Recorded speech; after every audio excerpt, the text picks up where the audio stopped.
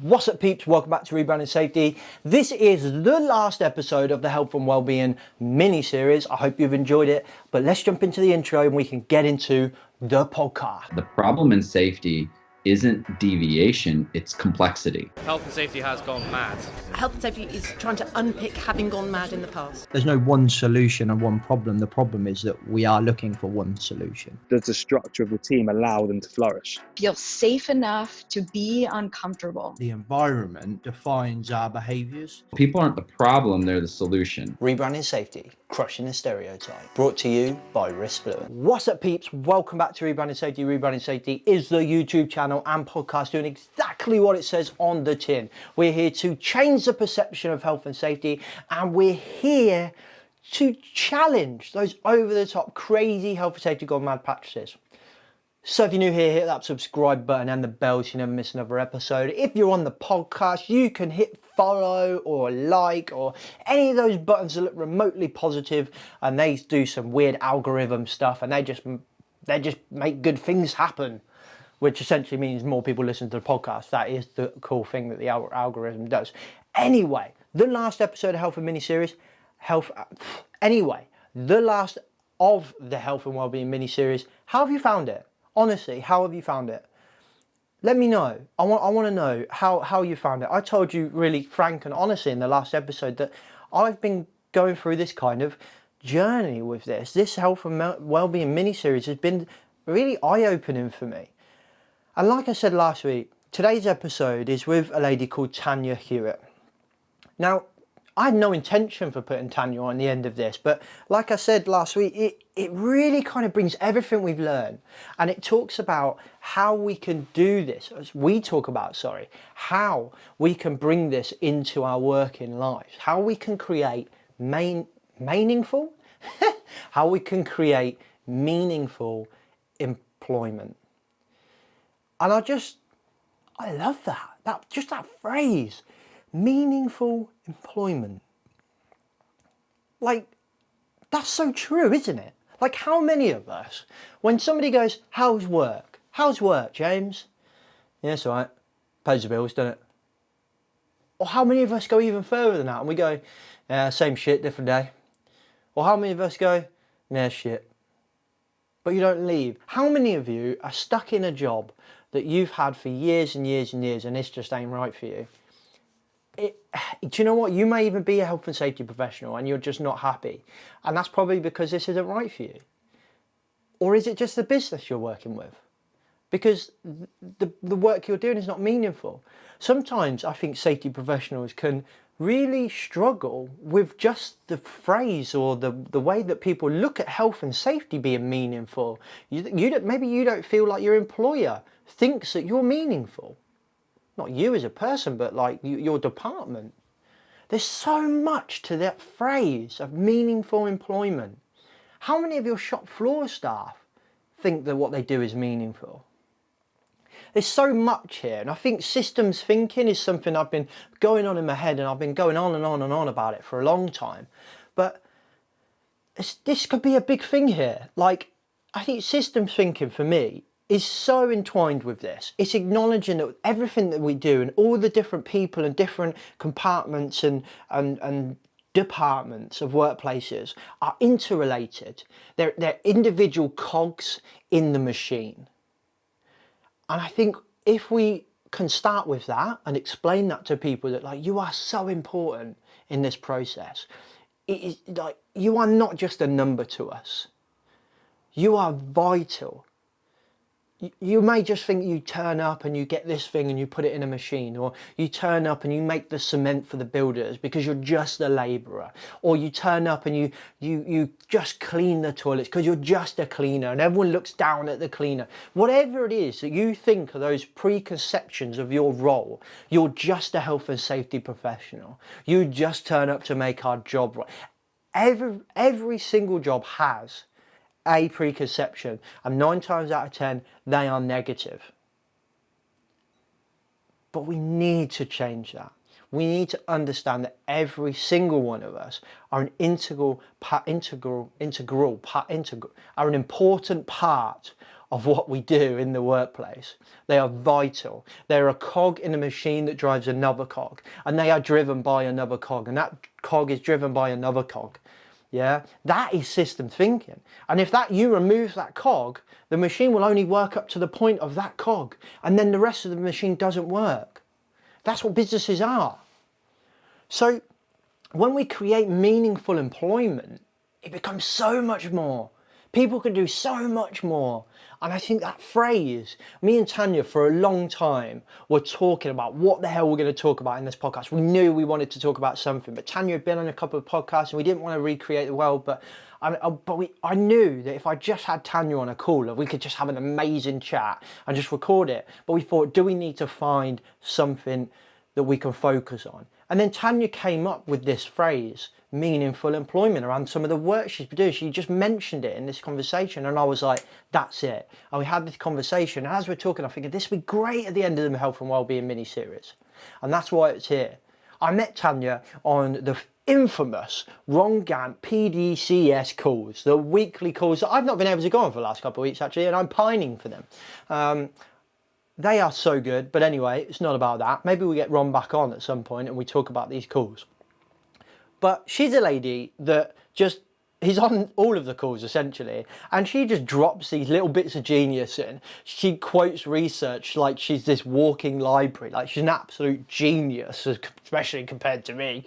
And to boot, an all-round lovely lady as well. I was texting her a couple of weeks ago on messaging her or whatever on LinkedIn, and we were just chatting away. And I was saying, we need to get this female and we need to find a time to chat. And she was like, what are you doing now? And I was like, well, I'm just sitting in the garden reading some research by David Proven, actually, drinking a beer, because it was a lovely summer's day. She was like, you up for a chat?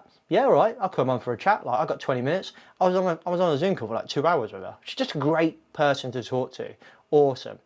She runs a business called Beyond Safety Compliance. She's a physics, human and organizational performance specialist. Like, that's a cool thing to be a specialist in, man. She's a doctorate of philosophy, which is just wicked. And Ron also runs these like philosophy chats every week where I go in and I'm completely out of my depth. And Tanya is just like, she loves it. And the way she talks about it is just wicked. And she can just talk to anyone at any level. I just love it. So today we're going to talk all about that, creating meaningful employment, looking beyond safety and compliance, about the potential of our relationships with employers, the potential impact as well that a business can have when it creates more meaningful employment. I'm talking beyond the workplace. I'm not talking about improving your sales. I'm talking about impact beyond our workplace. So without further ado, let's jump into the podcast. Don't forget to go buy some merch, people, www.rebrandingsafety.com. You can do that after this awesome episode. But let's get into this conversation with Tanya Hewitt, who is an absolute legend. And it's just a great chat. I'm really upset with finishing this mini-series. I really am. I feel emotional, and you can tell that because I'm waffling on. I do this all the time, don't I? Waffle, waffle, waffle. Let's jump into our conversation with Tanya. Always available. And probably masks should be in the glove compartment and, in various other places, spare masks kind of things. So it's a different reality. Yeah, well, that's a really good way to put it. A different reality. It really is, isn't it? I think I'm struggling to come to terms with the fact that, like, this new normal. I miss the old normal. I miss going into a shop and, like, I'm not a touchy-feely person anyway. I like my personal space, but like, I miss not having to worry about that. Like, now Yes. I worry about my personal space. Now I'm very conscious of people all the time. It's like your cognitive kind of capability or capacity, probably a better word, is full of just who's where are people, how close are you, where am I too close to someone else, have I washed my hands, have I got sanitizer, it's just like, wow, this is the new norm, but it's tiring as well. Like, it's a massive shift in how we live.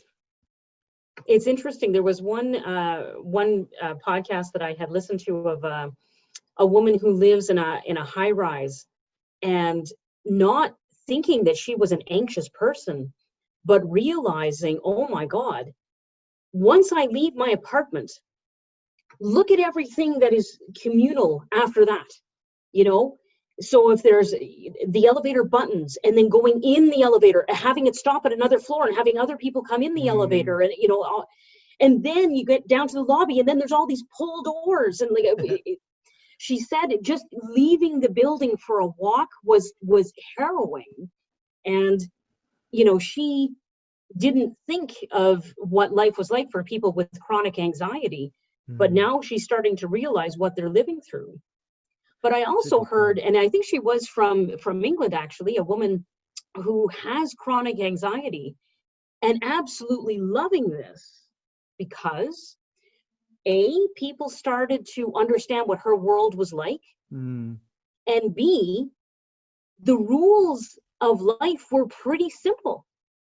You know, stay home, you know, wash your hands, stay away from people. Like, I can do that. It's not all the complicated world of social engagement and body language and all this stuff, you know. Yeah. She kind of, this was simple and followable.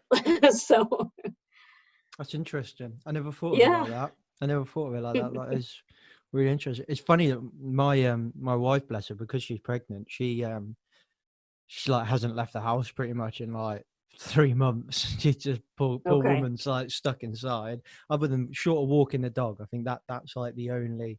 Oh, bless her, she can't even do that now. Bless her, like she bump's so big. But early on, she could walk the dog, and she did that as a bit of a keep her sanity. But we got like a local little kind of like shopping complex called Russian Lakes. It's really nice. It's got like a massive lake, and loads of restaurants and cafes, and then there's loads of shops, and you can go shopping and stuff. And it's relatively new around that area. And it just, since it's been there, I would say we probably went there nearly every weekend. It was just really nice. Oh, wow. You could do everything. You could go get a coffee, you could do your shopping, you could walk the dog, you could have a nice dinner. So whether we went there just one night to go out for dinner, or whether we went there for the day shopping, or there's a cinema there as well. There's literally everything you could need. And more than I went there, my wife went there a lot. Like, she loved it. She absolutely loved it. And her mum did as well. So when it relaxed a little bit and the shop started open, and about last weekend, I think it was, Sherry, my wife, she said, oh, I'm going to go Russian Lakes. And I was like, okay, are you sure? She said, yeah, I'm going to go Russian Lakes. Bearing in mind, she'd not been to the shops since all this happened. So she never experienced the queuing, the 1 meter gaps, the one-way systems, or, you know, or the screens at the tills, and all this stuff. Never experienced any of that stuff. We were there like 10 minutes, and she was like, this is horrible. I want to go home. I want to go home. This is horrible. This is not what I wanted. Like, you know, I think you kind of just went there with the expectation that, oh, we're back to normal now. But you're still in your brain thinking, oh, it's back to normal now. We'll just go back to the lakes, and that's it. But like you quite rightly stated earlier, yeah, this is a new world now. It's fascinating. Yeah. And the other interesting thing I was thinking the other day, I've never stood 1 meter close to anyone anyway, I don't think. Like 1 meter plus is our current UK guidance. Now 1 meter plus something. Yeah, like you guys are at 1.5 meters. Australia's at 1.5 meters too. We're at 2 meters, which is interesting. Well, technically, our guidance is technically still 2 meters. There's quite a big misconception of this in the UK. So technically, we are still at 2 meters, but it's where you can't achieve 2 meters. You should have 1 meter plus mitigations. So that's 1 meter plus a mask, 1 meter plus a 15-minute limit, 1 meter plus screens, or something like that. So it's 1 meter plus mitigations, which I actually think is quite clever. It enables pubs to open, it enables restaurants, and I think gyms are opening this weekend. Actually, yeah, I think it's this weekend. You know, theatres can open now. Obviously, they've got to adjust, they've got to come up with stuff. But it's interesting that people have perceived that as 1 meter, and they're like, right, back to normal. And I'm like, well, there's 2 arguments here. One, when did you ever stand 1 meter close to anyone anyway? Like, unless you're one of those, unless you're one of those weird people that get really like way too close when you're talking. Do you know what I mean? Like, whoa, dude, back up a bit. Or, Yeah. you know, you've completely misinterpreted this, and it's not 1 meter. It's 2 meters, but then 1 meter where you can't. So, but yeah, when I read the 1 meter thing, I was like, I'm not sure I would stand 1 meter next to anyone anyway. Like, Right. Yeah. but yeah, I mean, I suppose the only times when you go to a pub and it's really busy, and then you're like right next to someone, or a football match or a rugby match or something, I suppose. But yeah, interesting. Anyway, Yeah. I started recording because I thought this is quite an interesting conversation, so I'll just start recording. So Oh my goodness. Okay. I caught you out there. So, but I didn't record that you talking about your underwear and the COVID mask and stuff like that. Don't worry. So anyway, Tanya, welcome to the podcast. Why don't you give us an introduction into yourself? Well, thank you so much, James. An introduction to myself. That's really interesting. Maybe I'll say that this is best described when I was at the Safety 2 conference in Florida. Okay. So this was last year, and there were about 70 people there, I guess, and everybody was asked to stand up and introduce themselves. And At a conference, Jesus. At a conference, yeah. Well, it was a workshop, say that. So, and I noticed that everybody introduced themselves with a job title and a company, you know. Yeah. So they very much the standard response to that is, oh, I am a health and safety professional working for whomever. But I had chosen to say that, I came to this conference because I'm very interested in learning this topic, and I'm very excited to hear from all of you about, your experiences. And I was one of the earlier people who answered that question. I was at the first table, and nobody else deviated from the standard script. Everybody else identified the job title and the company for whom they worked. So That's interesting. it was quite revealing that people tend to answer, tell me about yourself, by identifying their work as opposed to really themselves. Yeah. So that's, become the expected response.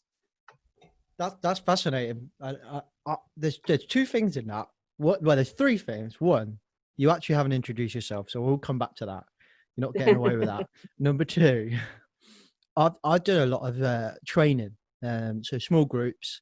A lot, like probably the biggest group I've trained, done actual training to, would probably be about 20 people. So, for example, get a room of 20 people, and we would say, right, I'm going to do the thing that everybody hates. I'm going to go around the room, and I want you all to introduce yourself. Right, and everyone goes, I'm going to say, all I want to know is your name and one thing interesting about yourself. I don't want to know where you work. I don't want to know how long you've been with the company. I don't want to know where your workplace is, how big you're building it. I don't want to know any of that. I just want to know your name, and I know you personally by something interesting you've done in your life. 2 things happen then. Most people go, oh, I haven't got anything interesting about myself. That's what most people say. When actually 9 times out of 10, everybody's got something interesting about themselves. They just don't think it's interesting because they expect interesting to be something so huge and like, I once, fought off James Bond on a moving train, you know what I mean? Right. Something crazy like that. And then the other interesting thing is normally what happens, in my experience, is the first 2 or 3 people normally set the tone for the room. Now, what you just said completely contradicts that. So normally some people, like, I've seen it before where I was going around the country doing this fire safety training. We had a lot of stuff to cram into one day. So we did this around the room, and I had a trainer with me, and he was a much more of a technical trainer. Like I'm much more of a personal kind of trainer. And he was like, we just need to cut the introductions because it's taking too long. And I was like, no, we're not cutting that. And he was like, yeah, well, we need to cut it. And I was like, all right, I'll make sure that people keep it short and sharp. And that day we had that conversation. That day, the first guy was like, hi, my name's Bob, and I work at, and he just didn't listen to anything I said, and he just give us his life story. It was like, I was born on 19th of January in the 80s. Do you know what I mean? I work here, I've got 4 kids. And I was like, dude, stop talking, please. And then what that did is set the tone for the rest of everybody copied him. Everybody went on that same framework, who they are, where they work, you know, where they live. So then something in, and I was like, Jesus, it's going to be like 2 hours by the time we get around this whole room. And that seemed to be the thing. Every time the first or 2 or 3 people, they set the framework, and then everyone else kind of mimicked that, which is interesting because you kind of challenged the framework, and then the room still decided to stick to the kind of boring classic, my name's James and I work for blah blah. How boring is that? So Tanya, why don't you introduce yourself? All right. So I have an interest in trying to get a lot more people talking about what your podcast talks about. A lot of and others, you know, there's now an army out there who are talking about how classical ways to safety and working writ large are not suiting us any longer. And that's really that's what drives me these days. Cool. So much more of an academic background. Would that be fair for me to say that? Or would that incorrect? Okay, so yeah, I do have degrees in my background, but so my I had PhD. always termed my PhD as a midlife crisis thing. And I also talked about it. I said it constantly that I was square pegging it. Okay. I desperately wanted to study safety science, but there was no safety science. I don't know if even if I had looked out, you know, throughout Canada, if there was a university offering such a degree. Excuse me. And you know, my kids were stable in their school. My husband had a good job. Like we were fairly entrenched in our community. So I thought, you know, there are 2 universities in this town. Surely I can find something that is going to work. And you know, I found something that was going to work, but it certainly wasn't the ideal. I just square pegged it the whole way. So I suppose that a master's or a doctor is not that bad of a midlife crisis. Most people just go and buy a Ferrari or something. So I think that's quite good. Yes, and I mean, I said this to people. You know, some people go on trips around the world or buy expensive cars, and you know, I just did a doctoral degree. Like it was just the difference, a different thing, but it was clearly just a midlife crisis kind of thing. I like that. I think that's a good midlife crisis. I think we would be a much better world if everybody when it got a doctorate for their midlife crisis instead of a Ferrari or whatever else they do. Anyway, we so in kind of tone to what you're curious, and we had a chat and we decided to be honest, I think Tanya, we could have spoke about any number of things. I think like there was so many things and that was what was really difficult for us to actually decide what do we actually want to talk about. And I think both of us would list another 20 things, but we finally settled on the subject of meaningful employment because you said that word and I was like, I really like that phrase. I've never heard that it said like that in that context before, or those 2 words together. I really like that. But maybe let's start with what, like, maybe you could define meaningful employment from your point of view. I think Probably the best succinct phrase is not mine. I got it from Todd Conklin, where he says, "Good work, done well, for the right reasons." I'm thinking that really encaptures meaningful employment. You know, good work, done well, for the right reasons. There's not a whole lot of people out there, I think, who would be able to say that they aspire to that they are living that. Yeah, it's kind of like when people. It's interesting. It's interesting to the point you just said earlier about when people introduce themselves. We tie so much of our identity and ourselves in our work, but then Yes. if a lot of people, you know, when you hear people say, you know, oh, I love my job, and they'll normally follow that up with, I'm one of those lucky people that really love my job.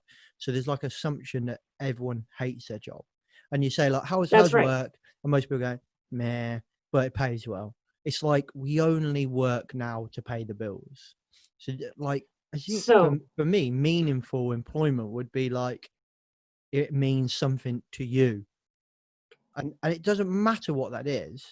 It doesn't matter whether you're cleaning, whether you're, you know, the CEO, whether you're the engineer, the electrician, the picker, the packer, the machine operator.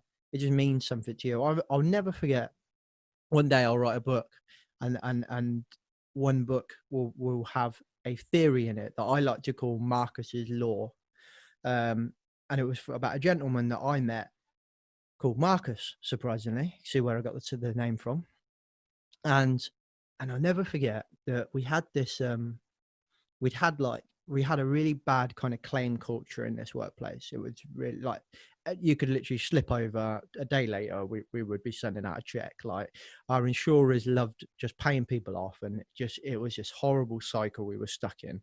And jokingly, because I was young and cocky and had like this lads banter with all the machine operators, Marcus, who is a great lad, I can't remember what he did. He hurt himself or something, and I was there, and I was like, well, I can expect a claim from you now, won't I, Marcus? And he was like, I don't want to claim. Why would I claim? I love my job.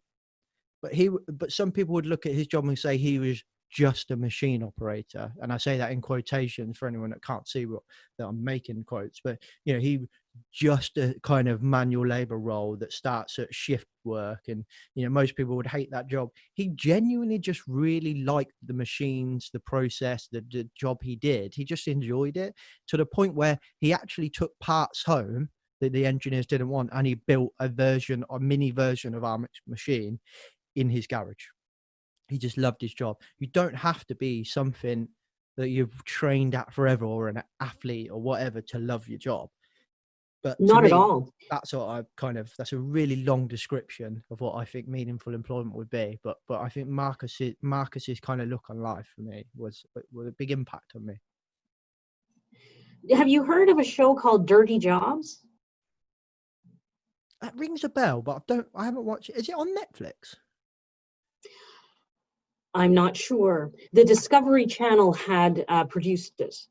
I've heard of it. It's an American show, but it was a show that looked at, or maybe it's still being produced, honestly, I don't know, but it looks at a lot of these types of jobs that society looks down upon, right?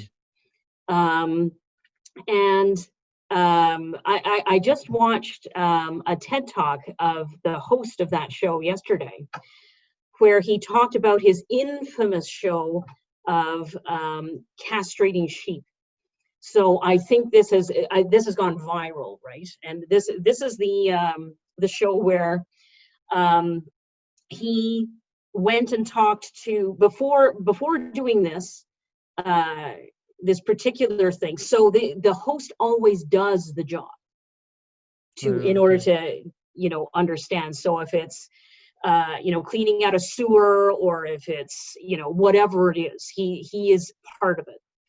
So he has to castrate sheep. But what they did in this town in Norway, I think, they castrated the sheep by using their teeth. And he looked at this and said, "Oh my God, wait a minute! Sorry, No. their teeth. Yes. The person's teeth. Yes. So, Oh. and this freaked him out, and he said, "Whoa," because he had done his research and had talked to a whole bunch of regulators in order to understand how this is done properly. So there are elastics that you're supposed to use in order to restrict the blood flow, and then these things fall off over a week, kind of thing. And that's the way that he was expecting this to be done. He was going to be putting elastics around sheep scrotum, kind of thing. But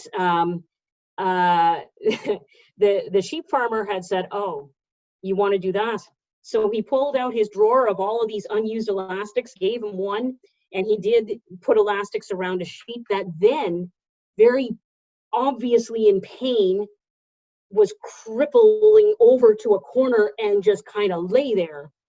And the host said, "Oh my God, he doesn't look very well." And he says, "No, he probably isn't.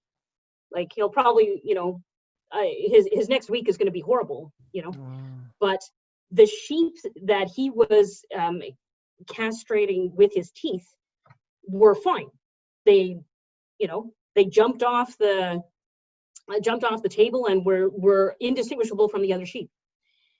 And this made the host question so much about life. It's really interesting. If you look at this TED Talk, it's very insightful, because that was his introspection on, what do I know about anything? I was so sure. I checked with the authorities.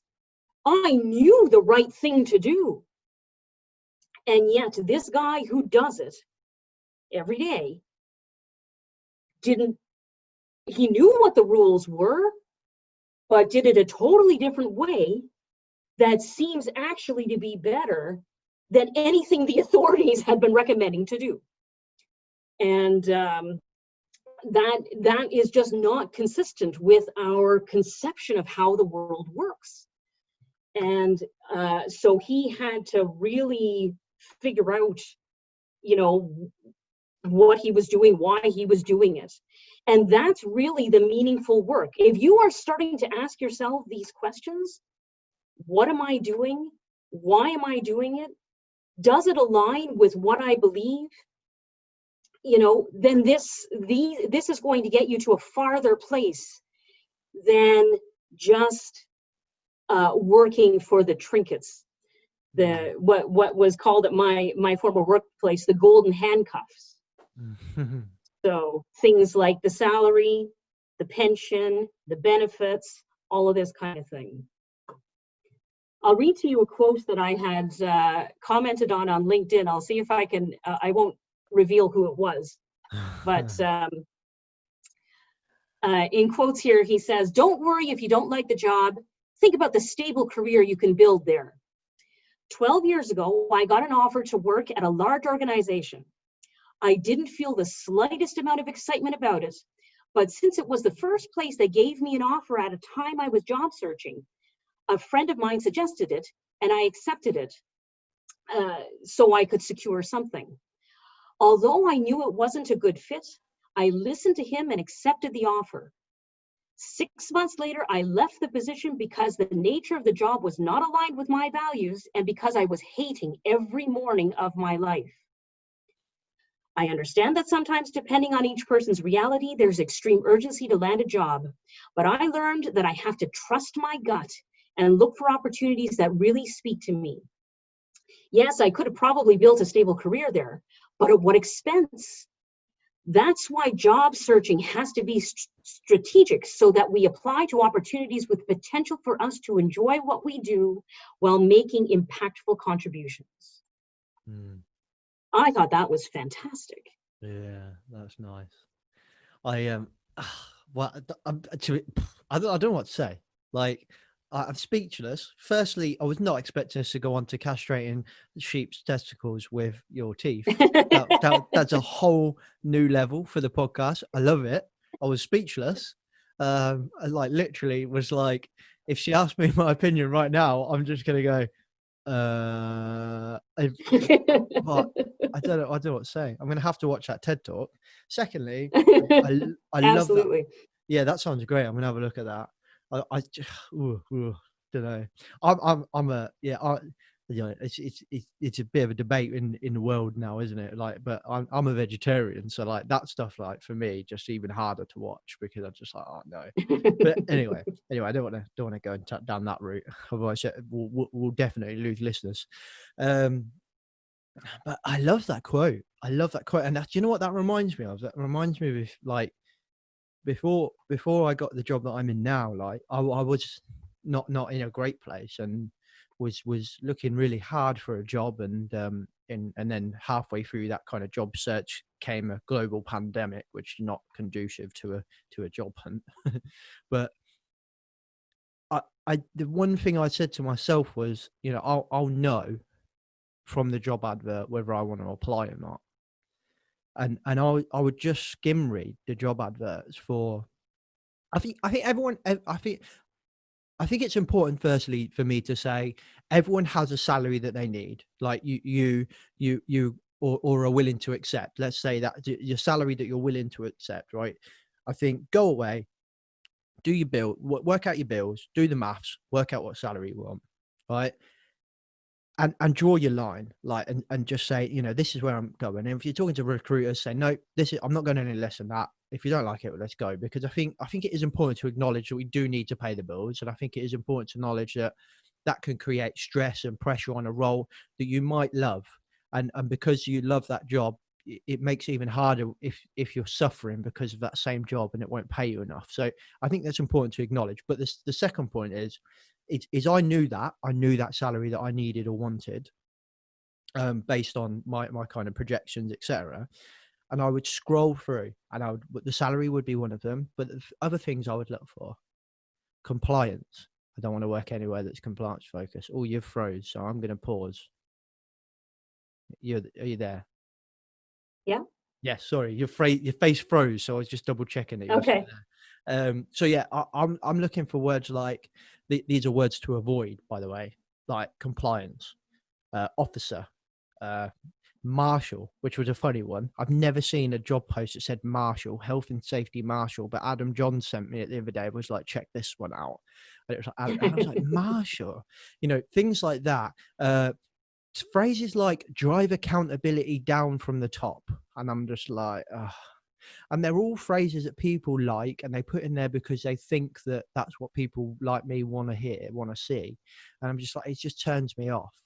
And I scan for things like that. I scan for the tone of the kind of the job description and things like that, and it's interesting. I think when you read one, you know, but then on the flip side, it is extreme. I remember talking to a recruiter, well, loads of recruiters, but I remember talking to one in particular who's a good kind of like friend of mine. And I said to him, do you know what? It's really hard for people looking for jobs nowadays because you recruiters just put out the same job advert for every job. I don't know whether I'm applying for the same job every day or whether I'm applying for 20 different jobs, because on a different website, but it's the same, but a little bit different, but it's the same. And it's a different job. Oh, right. Okay. I'll apply.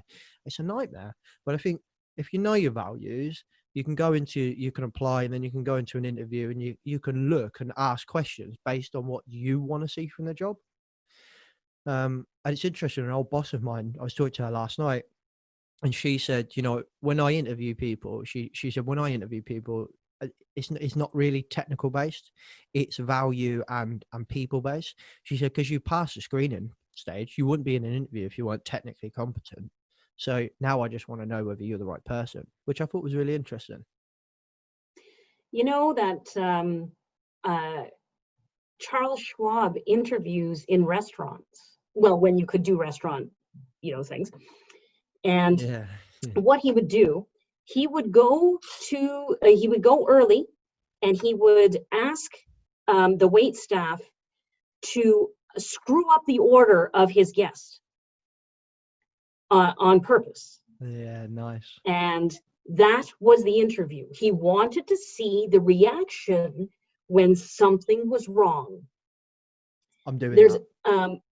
there are other ways to interview as well. First off, an interview is not a one-off encounter. You're looking for fit. I mean, this is like getting married off of one date, right? Like, no, you need to interview off, for a number of encounters.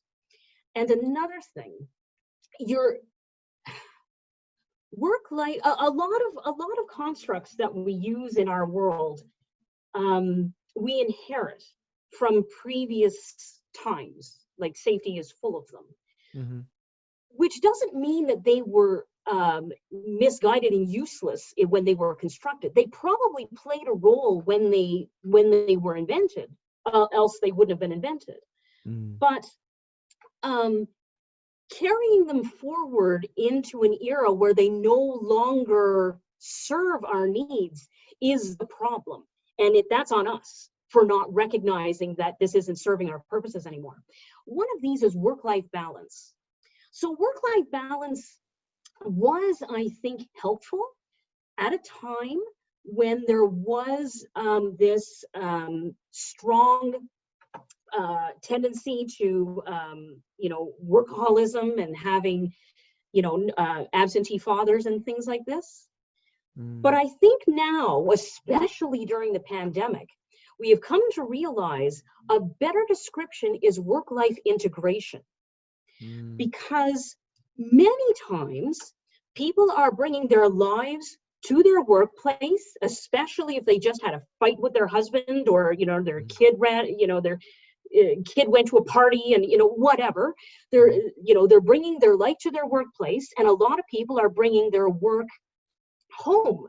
And that's where the meaningful employment becomes really important, because the more that people don't have a meaningful work, it's going to affect them as people, because our work is so integral to our identity and who we are. And they're going to come home and offload that to people who had nothing to do with it, being their family members. And this can have consequences, there can be communication issues in families, at the worst, divorces and all this kind of thing. It has societal implications for not getting this meaningful work right. But having work-life integration is part of it. Going back to interviewing, I know that Pat Lencioni talks about this a lot, and not having it as a single encounter, having it as multiple encounters. And in fact, he talks about interviewing while going shopping. So, I actually have to go and pick up a present for my niece's birthday party. Would you come with me? And that allows the interviewer to see how the interviewee interacts with the common day person, the cashier, the person who opens the door, all this kind of thing. And they're watching all the time on how this person is interfacing with other people. And that is hugely insightful in terms of what they're looking for the roles that the people that they want to employ. The other thing is that they, because they truly believe in work-life integration, they invite the family to the office, because they want to be able to get a feel for who the family is, and the family should know who we are as a company. And so there's a whole lot of this work-life integration that I think could be introduced more even to the way that we hire, let alone the way that we run our organizations. I love that. I think that interview process, do you know what? I would know if I wanted to employ someone from those interactions. 100%. I would know whether I want to work with you every day or not, because I'm just thinking about even a couple of, like, I'll say acquaintances that I've been out for dinner with, and I'm just like, people are different, you know what I mean? But I cannot stand when people are rude to waiters and really strict it takes a lot for me to be like quite stern with someone. You've got to really piss me off for me to be like, no, you know, this is like the 5th time you've sent me this meal. I just want my money back. It's probably the worst I would ever be. But some people that are just really rude the whole way through, like they look down on these people, I'd know straight away. I would know straight away, you're not for me. So I love that. Like telling them to screw Or you the could go order the up. other way too, right? When Pat Lencioni talks about a humility being the most important quality, he qualifies what he means by humility, because you can also get the person at the restaurant who won't say anything. Oh, it wasn't what I ordered, and I don't really like this, but you know, that's okay. You know, you don't want to be self-deprecating either. You don't want to not have self-esteem, because that's another kind of thing. You need to still have self-esteem. You still need to have value in yourself, and you still need to be able to, you know, advocate for yourself and so forth. But you don't That's have to do it interesting. aggressively, Yeah. and you don't have to be, you know, a mean person in doing so. So I mean, you don't necessarily, you're not looking for somebody with no humility at all. You're just looking for somebody who thinks more about others than they do about themselves. Oh, I'd like to think how I would react. Like, I know I wouldn't be aggressive, but I think I would probably just eat the meal. I don't think I would say anything. I think I would just eat it. Like, I don't know. That's just the way I don't know. I'd love to be a fly on the wall to watch myself. Here's a funny story for you, right? Which is quite apt. I think second date, it was an early date with my now wife. So we worked together anyways, before. So we knew each other quite well. But I think it was like our second proper date. And we went to Nando's, which is like a massive restaurant chain. And my wife loved the olives that you get from Nando's. So we got in there and she went, "Oh my God, I love the olives here. I'm going to order some olives. Do you like olives?" I had never tried an olive in my entire life. Right? I'd lived quite a sheltered life up until that point. Never tried an olive. And olive is quite an acquired taste. Like, you either like it or you don't. What did I say? I love olives. Yeah, get the olives. I love olives.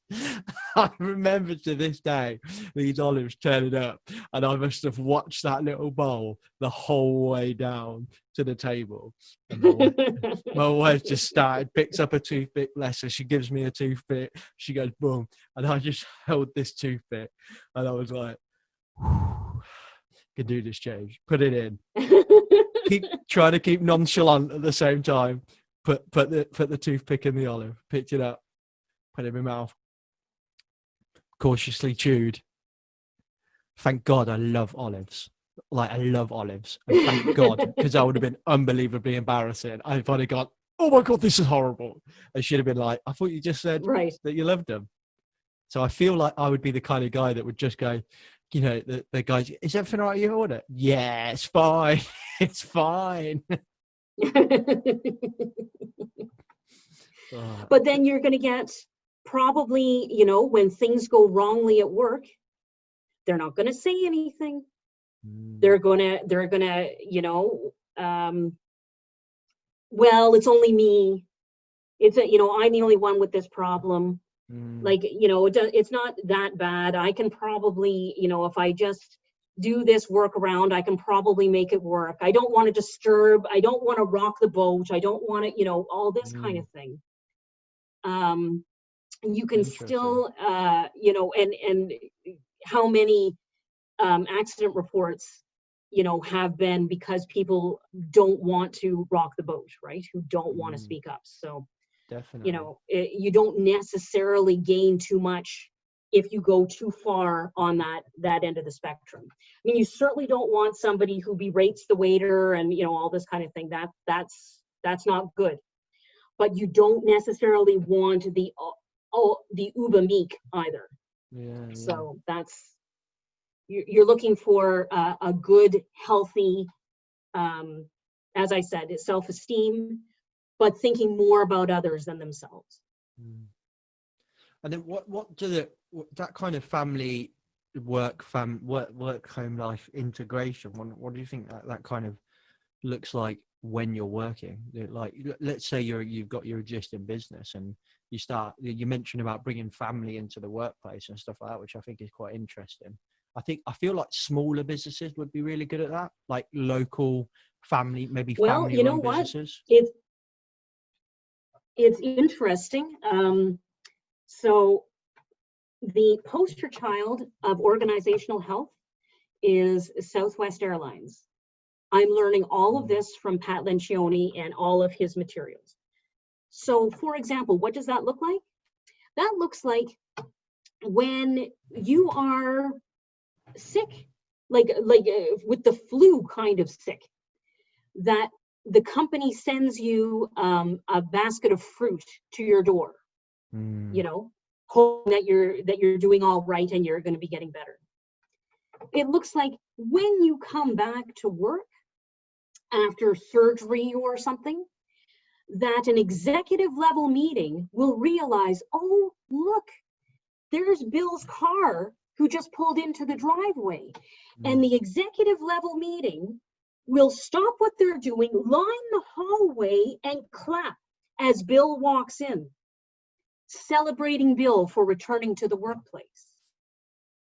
It looks like the CEO, when going into a hospital for some kind of routine visit or whatever, you know, whatever they were there for, and knowing that there's an employee who gave birth to a premature kid who is now, you know, at the hospital every day because, you know, the neonate may or may not get through this kind of thing. And the CEO comes up to this person in the cafeteria at the hospital, knowing not only her name, but the name of the premature baby, and asking if they're doing okay. It's knowing your employees. It's really knowing your employees. Pat Lencioni had said that when managers interview and they say things like, I had 18 people, I was responsible for 18 people, I had 18 people reporting to me. And he'll say, okay, so tell me about them. And he's like, well, what do you mean? He said, well, you know, tell me about, give me one of your employees. Like, you know, oh, well, there was Lucy and she was working on this and this and that. Okay, that's great. So what were the concerns in her life? What do you mean? Well, I mean, you know, did she, what were the concerns in her life? Did she have children? Did she have aging parents? Did she, you know, was she involved in the community and having it? Like, what were the concerns in her life? Well, I don't know, that's her personal life. Ah, so you were involved in transactional management, not at all relationship-based management. But we know that if employees feel anonymous, exclusively dealt with in a transactional way, and their managers know nothing about them as people, as individuals, as contributors who can bring value, then that is a recipe for employee disengagement. Definitely. People have to feel as though they're known. I love that, and I think, you know, I've got such a good example for that when it goes right and when it goes wrong. I used to work in a team, and I know some of these teams listen to the podcast, so they'll know straight away exactly what I'm on about. They'll be listening to this going, yes, that's so true. But I used to be in a team that was the best team I've ever worked in my entire life, like, or so far at least, the best team I've ever worked in, or joint best. The other one was when I was a chef, and we were just all mates. But that aside, from a health and safety team point of view, best team I've ever worked in. And I think there was two key things. One, the line manager for all the kind of area manager, business partners, whatever you want to call them, she knew us. Like, not knew our jobs, Like, she knew us as people. She knew my wife's name. She knew the dog. She knew, that I played rugby. She knew, like, she knew me scarily well, like, to the point that when I left the business, she knew that, like, I'd stopped playing rugby, and then somebody said, "Oh, what should we get him, like, to leave?" And they would say, "Let's get him some rugby stuff." And she was like, "Oh no, he stopped playing rugby." And they were like, "Oh, I didn't know that." She knew that. And she said, "What about getting him some beer?" And she said, "No, James, sometimes he's either on fitness, or I always say I'm on fitness or I'm on fatness. There's no in between. I'm either fully fitness, and I'm like, I eat lettuce leaves all the time, or I'm like, I don't want to do any exercise, I just want to eat chocolate and drink beer. There's no in between with me," right? And she knew he's in a fitness phase right now, so she got me vouchers. They all chipped in and got me vouchers for the cycling stuff. And I was just like, do you know what? That is amazing. That's, how did you know that? So there's one thing. Well, that was one of them. That was the one key component. Was that line manager? She knew us all so well. The other thing we did was, at every team meeting, we did a check-in.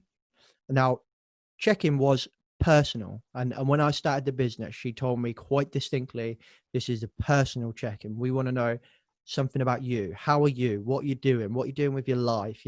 How's your wife? Whatever. So we went around the room, and people were telling us, somebody would be like, my daughter's having her first child, or I would be like, sometimes it was really stupid stuff, like, I've just changed my dog's diet because he was really poorly. They knew so much about me, and it was so good, and it was the best team I ever worked with. And we had a leadership change. The head of safety changed, right? The first check-in that we had, he sat on his phone the whole way through, didn't even look up from his phone. We already had a bit of a bad relationship anyway because of some other stuff he'd done, but sat on his phone, didn't look up whatsoever, came around to him. He told us all about him, and we were just like, well, you didn't listen to us. You couldn't even get off your phone when we were doing our check-in. So why should we listen to you? The dynamic immediately changed. And, I tell you now, I never met the guy. Never, the head of safety, never met him, but the head of safety before, on my second day of the business, got a train down to Peterborough, which was the nearest office to me, took me out for a coffee, and he's asking me all about me. How you doing? What do you do? We spoke about rugby because his son plays rugby and I play rugby. There are two outstanding leaders in that team, and that's what I think it is. I think it's leadership. There's two outstanding leaders, and when it changed, that one line manager that we had, she stayed. She moved on now, but she stayed, and the whole dynamic changed. But she was the only one that kept us together because she carried on managing like she always managed. She knew us. She looked after us, really, because she cared about us. That's all it was. The other guy, the new head of safety, he didn't give a shit. He was transactional. I wouldn't even say he was transactional. I would say he was all about himself. But that aside, and it changed the whole dynamic of the team. And all of the existing members of that team have either left or are looking to leave. And, Yeah. and all it took and was this one change. This is the cost to not prioritizing organizational health and meaningful employment. You will lose your best people always, because there are going to be people who can't work in such an environment, and they're often the ones who are the most the ones you rely on, and this kind of thing. Because if people have already, the former union steward at where I used to work called it checked out. People are checked out. They come to work, they do, well, actually, this is called functional stupidity. I can give you a definition here. So, functional stupidity, as defined by Alvison and Spicer, is the inclination to reduce one's scope of thinking and focus only on the narrow technical aspects of the job. You do the job correctly, but without reflecting on purpose or wider context. And then when things go wrongly, you tend to engage in self-stupefaction, where you tell yourself stories to align with your surroundings, and you edit your own experience to match the optimistic vision that you hear around you. By mentally erasing negative experiences, employees are able to maintain an affirmative worldview. And this becomes very dangerous. Depending on, it becomes dangerous in all situations, because it's going to decrease morale, and it's going to decrease people's interest in their work, their sense of value and purpose, and all the rest of it. But which can have disastrous consequences depending on the, if it's high risk work. But you can get into, when people, I'll just give you another quote from Functional Stupidity. When people start ignoring contradictions, avoid careful reasoning, and fail to ask probing questions, they also start to overlook problems. That way, you may rest easy in the short term, but in the long term, problems will build up. And as this happens, the gulf between rhetoric and reality becomes hard to deny. This triggers a profound sense of disappointment and disengagement on the part of employees. Wow. But, smart people quickly learn when it pays not to think more broadly. When this happens, they start to engage in stupidity self-management. Doubts are cast aside. Critique is culled by the internal censor. Complexity, contradictions, and ambiguity are denied, and negative aspects of corporate life are airbrushed out. A sense of faith and optimism is restored. People carefully nurture a sense that things are normal and acceptable. They avoid asking serious questions. Eventually, individuals start to instinctively sidestep situations where doubts might be kindled, criticisms offered, or justifications called for. Susan David talks about bottling emotions and having, she actually, and I made sure I found this clip that she has on the internet when I made my functional stupidity talk, because she says, saying things like, well, I hate my job, but at least I have a job, as being bottling, as being not in touch with your emotions. Emotions, though, are part of what it is to be human. They are part of who we are.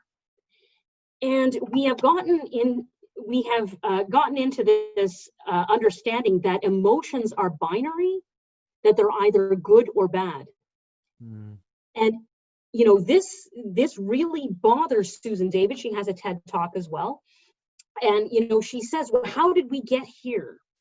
Emotions are a spectrum. They are part of us. And we were talking about values earlier, and it's highly unlikely that a whole lot of people have actually sat down and figured out what their values truly are. Emotions are a wonderful guide to figure out what your values are as an individual. So if things really get your back up, things are getting you angry and you're going to react, that is a really excellent clue as to what is important to you. What is it that's driving you to act that way? If you start figuring these things out, that's those ones are easy to find out. You can also think about if you had you had no barriers, infinite time and resources and relationships, and everything was perfect. What would you do? What would you spend your time doing? What would you do?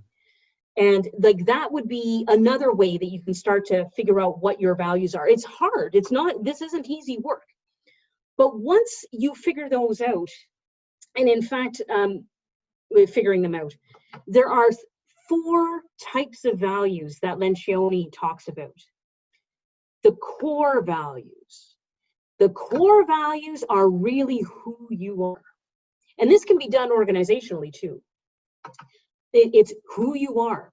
So these you can find out by, if you break these, you are selling your soul.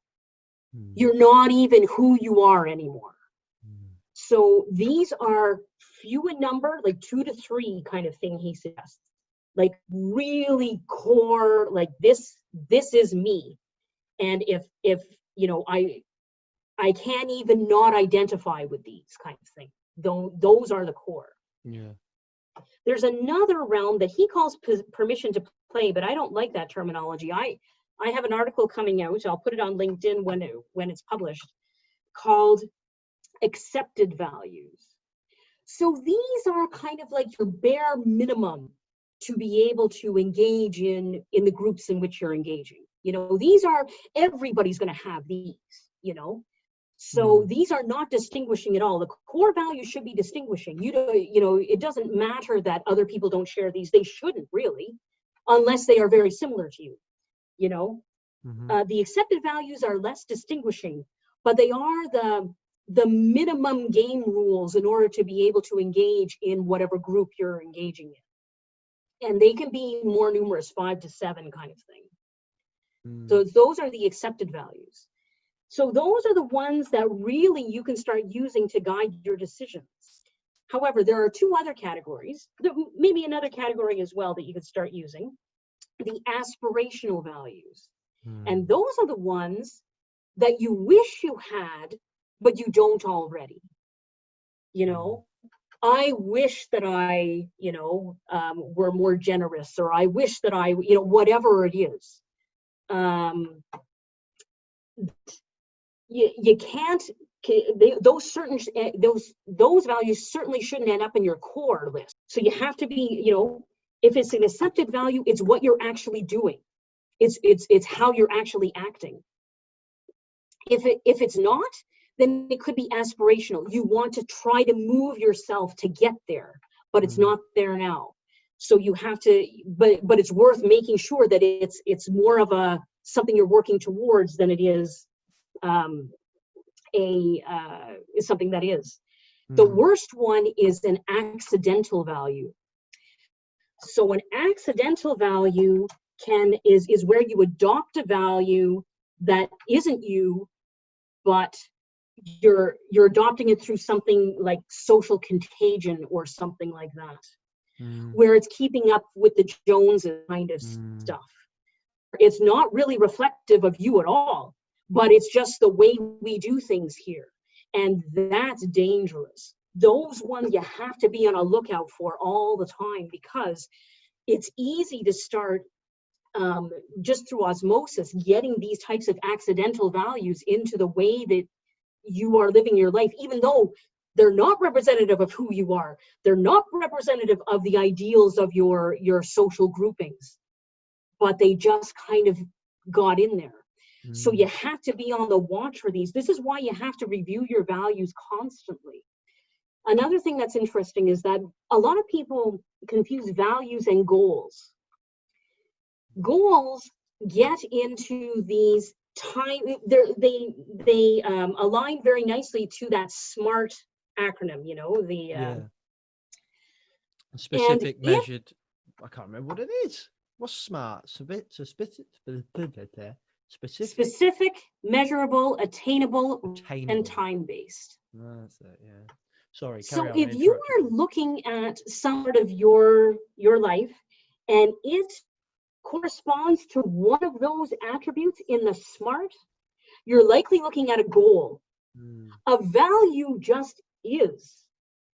And there aren't really good or bad values, you know, they just are. And so you need to ensure that you don't confuse them with goals, and you need to be revisiting these things on a continual basis, because it is possible that these accidental values can start bleeding into the way that you're living your life. And then you have to, well, wait a minute, I don't actually believe in that. Why am I doing this? You know? I feel like goals would be more tangible, like more physical. Like a goal would be, I don't know, to have a doctorate, like have a big job. I don't know, but a value is more kind of physiological. I can never say the word, but like more emotional, more like, yeah, it's not tangible, is it? It's more like a value to me is like, I don't know. This stuff's really hard. Like it is hard. But it's so worth doing though. Yeah. Because once you undergo this kind of thing, so I'll just look up some lists of values that I have in these articles. There are tons and tons of lists and values, right? Tons and tons of them. So I'll just sit there trying to think of mine. Like above and beyond acceptance, accessibility, accomplishment, accountability, accurate. I'm in the A's right now, but like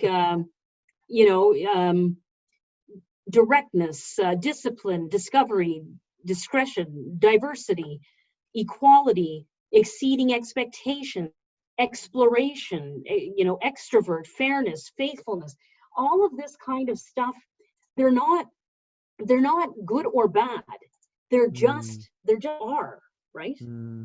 So, and you can't, the one problem was that when Jim Collins had published his Good to Great book and said that values were important, you go into, Pat Lencioni talked about when his kids were being born and going into an elevator in the hospital and seeing the values of our hospital. And there must have been like 15 of them or maybe more, like, 23 of them in the elevator. That's getting way too many. You need to start figuring out what are core, that are you, that are not everybody else.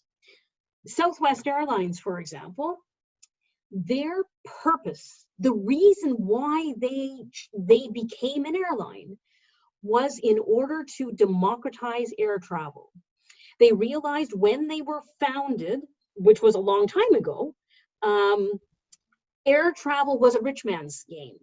And they really wanted to enable, small businesses to visit their clients. They wanted to enable family reunions or, people to go to special events and things like this. So they truly have kept to that mantra of democratizing air travel in all decisions that they make. For example, they don't fly internationally. They are a domestic carrier, even though you can start to get a lot more money by, going outside of, no, they know who they are and they make that decision. After 9/11, all airlines started charging for bags, which is when, everybody started getting one bag and putting them in the container above their seat. Yeah. All the suitcase manufacturers started to measure all of those containers and selling all the suitcases that size. Southwest Airlines chose not to charge for bags. They could have. Everybody else was doing it. It would have been an accidental kind of thing, like just keeping up with the Joneses. But they knew who they were. They knew who their market was. They knew why they exist, and they chose not to do that. That's powerful. It's not just this thing that you put on the wall. These are operational decision-making guides that help you through things, We interrupt this broadcast to bring you a shameless sponsorship clip. Hey everyone, sorry to interrupt your awesome podcast. I'm sure you were getting well into it, but I want to talk to you about lone working. It's a challenge for all of us because 9 times out of 10, nothing goes wrong. But what I think we lack in lone working is having a little bit of a capacity to fail safe. If something goes wrong, who knows that worker is in trouble? Does anyone know? How do they know where you are? And is there any help coming? How do we communicate? Sometimes we can say, well, we'll just text them. And you know what? Texting them is probably a good idea. Having that kind of check-in for some things like just popping into an office that we don't really use at the moment because we're all locked down or whatever is probably a good solution. But if something did go wrong, a text is a really hard thing to do. And that's why I partnered up with this company called Safepoint to get you guys some discount because I just love what they're doing. They're innovative, it's easy to use, they've got some extra kind of hardware pieces that you can buy and complement it, and they've got some really cool stuff in there, like this 3-word thing, where basically the app creates these 3 words, and those 3 words, when you communicate them to the emergency services, tells them exactly where you are, like pinpoint. So it's not like you're having to go, oh, I don't know, I was out on my bike and I took a left off of, I don't know the road. You know, that's not going to help anyone, is it? And that's why this 3-word thing is so cool. So it would be like sheep, lamb, cow. And you'll be like, I've got the 3-word thing. And they'll be like, okay, cool, what are the 3 words? Sheep, lamb, cow. Boom, we know where you are. We'll be there in 10 minutes.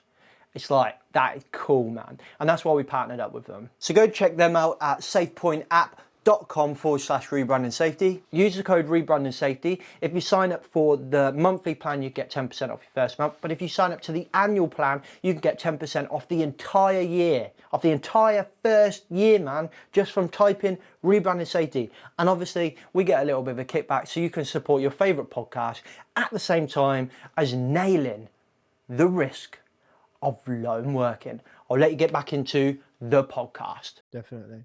I think I love when you say it's not just something that goes on your wall. I think we talk about values all the time. I think businesses talk about values all the time. These are our values, but like it's not. There's a couple of interesting things I want to say here. One is in a podcast we just put out a few weeks ago. We had a gentleman who runs a consultancy business and another business which helps people build businesses essentially, and he said one of his values is one of their business values, as they called it, was we don't work with dickheads. And I was like, I love that, because there's something that me and my wife have always said, because we used to work, me and my wife met in hospitality. She was front of house, I was back of house. There you go. You know, that's a romance film if you ever need one.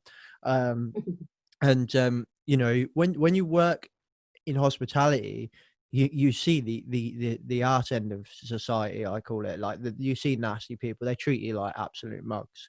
And we always said, you know, I want to own my own business one day, and I always said, you know what, I would never let anyone talk to my staff the way that we were spoken to in the pub. Never. Like, you know, if somebody rings you up and they're like, right, Tanya, you didn't do this, you didn't do that. And I would be like, whoa, Tanya, if that ever happens again, you're coming to me and you're telling me straight away, and we'll deal with it. And FYI, that customer, gone. It's off our contracts. We don't work with dickheads.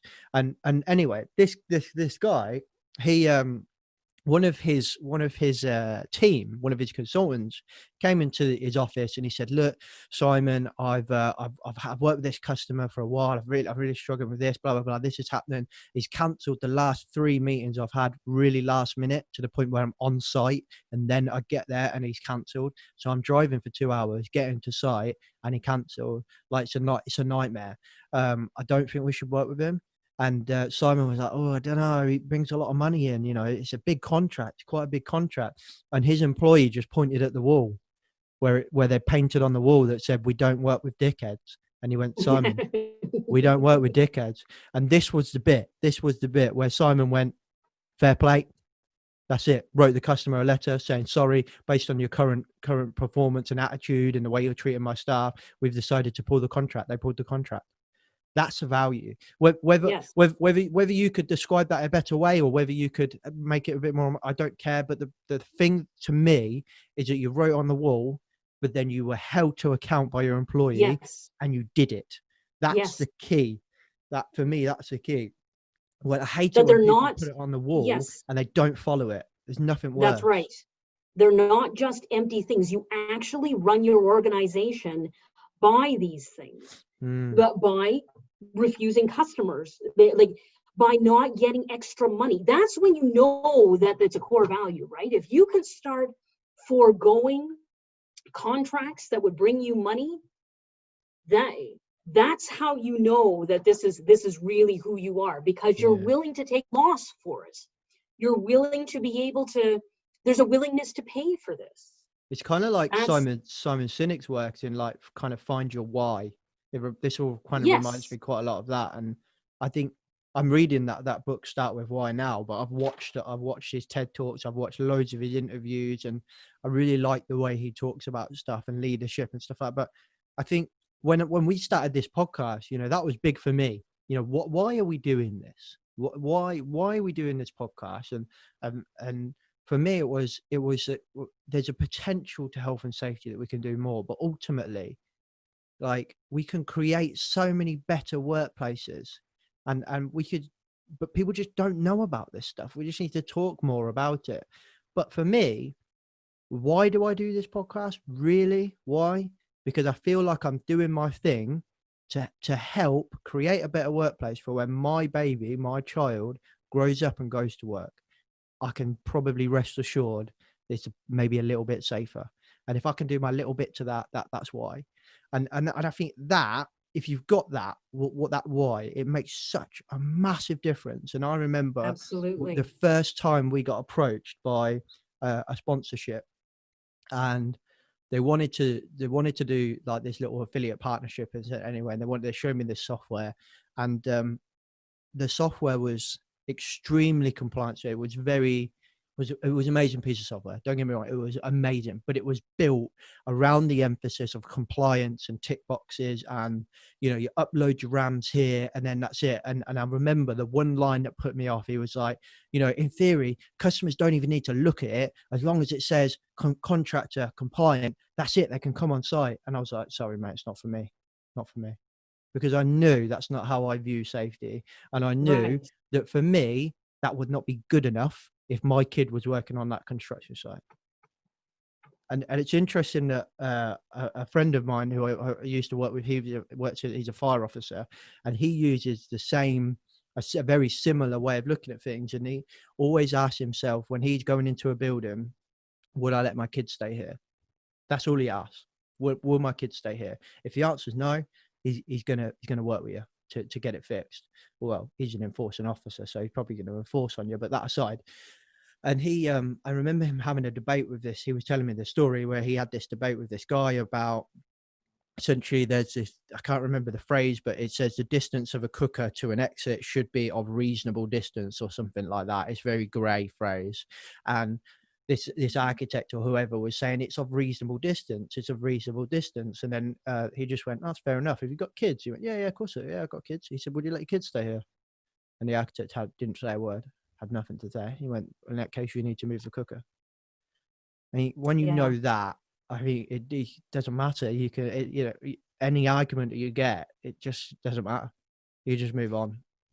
It would be lovely if we could, I mean, I agree with you. I think that's a powerful way to be able to reinforce, would you, when you take the reason why that works is because in our society, people value their children, right? There might have been times in our civilization's history where that wasn't so strong as it is today. But it works now because we attribute a ton of importance to our children. But it would be lovely if we could actually care about the people in the workplace in a way that had that level of attribution of value.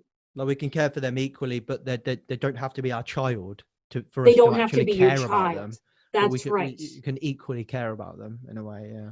One company had years ago introduced treating other workers like your brother or sister, in order to be able to introduce a surrogate so that people would take the thing seriously. But it's well intentioned, and I can see that. But I think it would be even better if we can have the capacity to enable relationships to supplant that need for a surrogate, because you would do what you'd be doing because you honestly don't want your coworker to get hurt.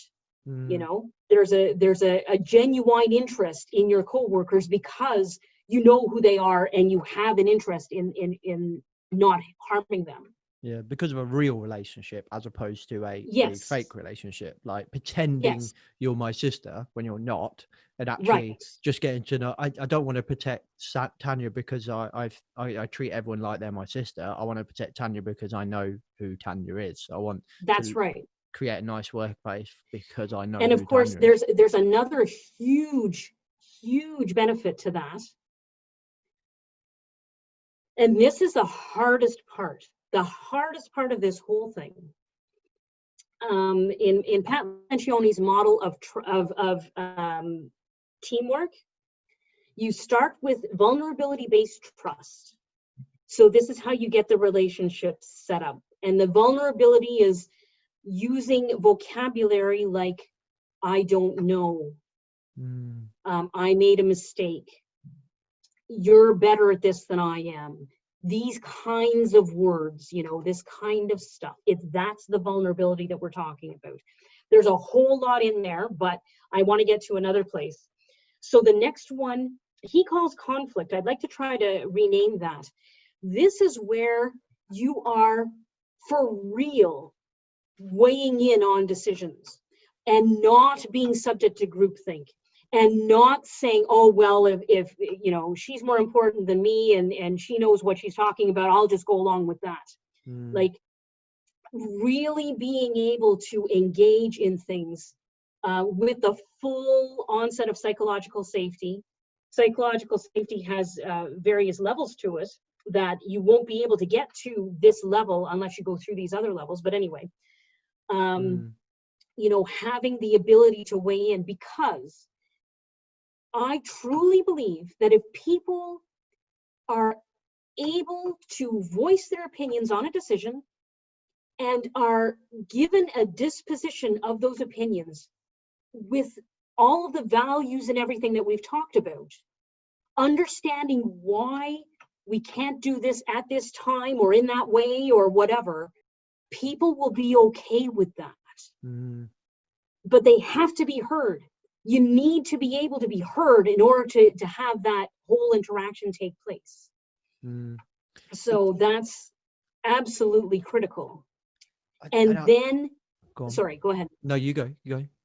So the next level is commitment.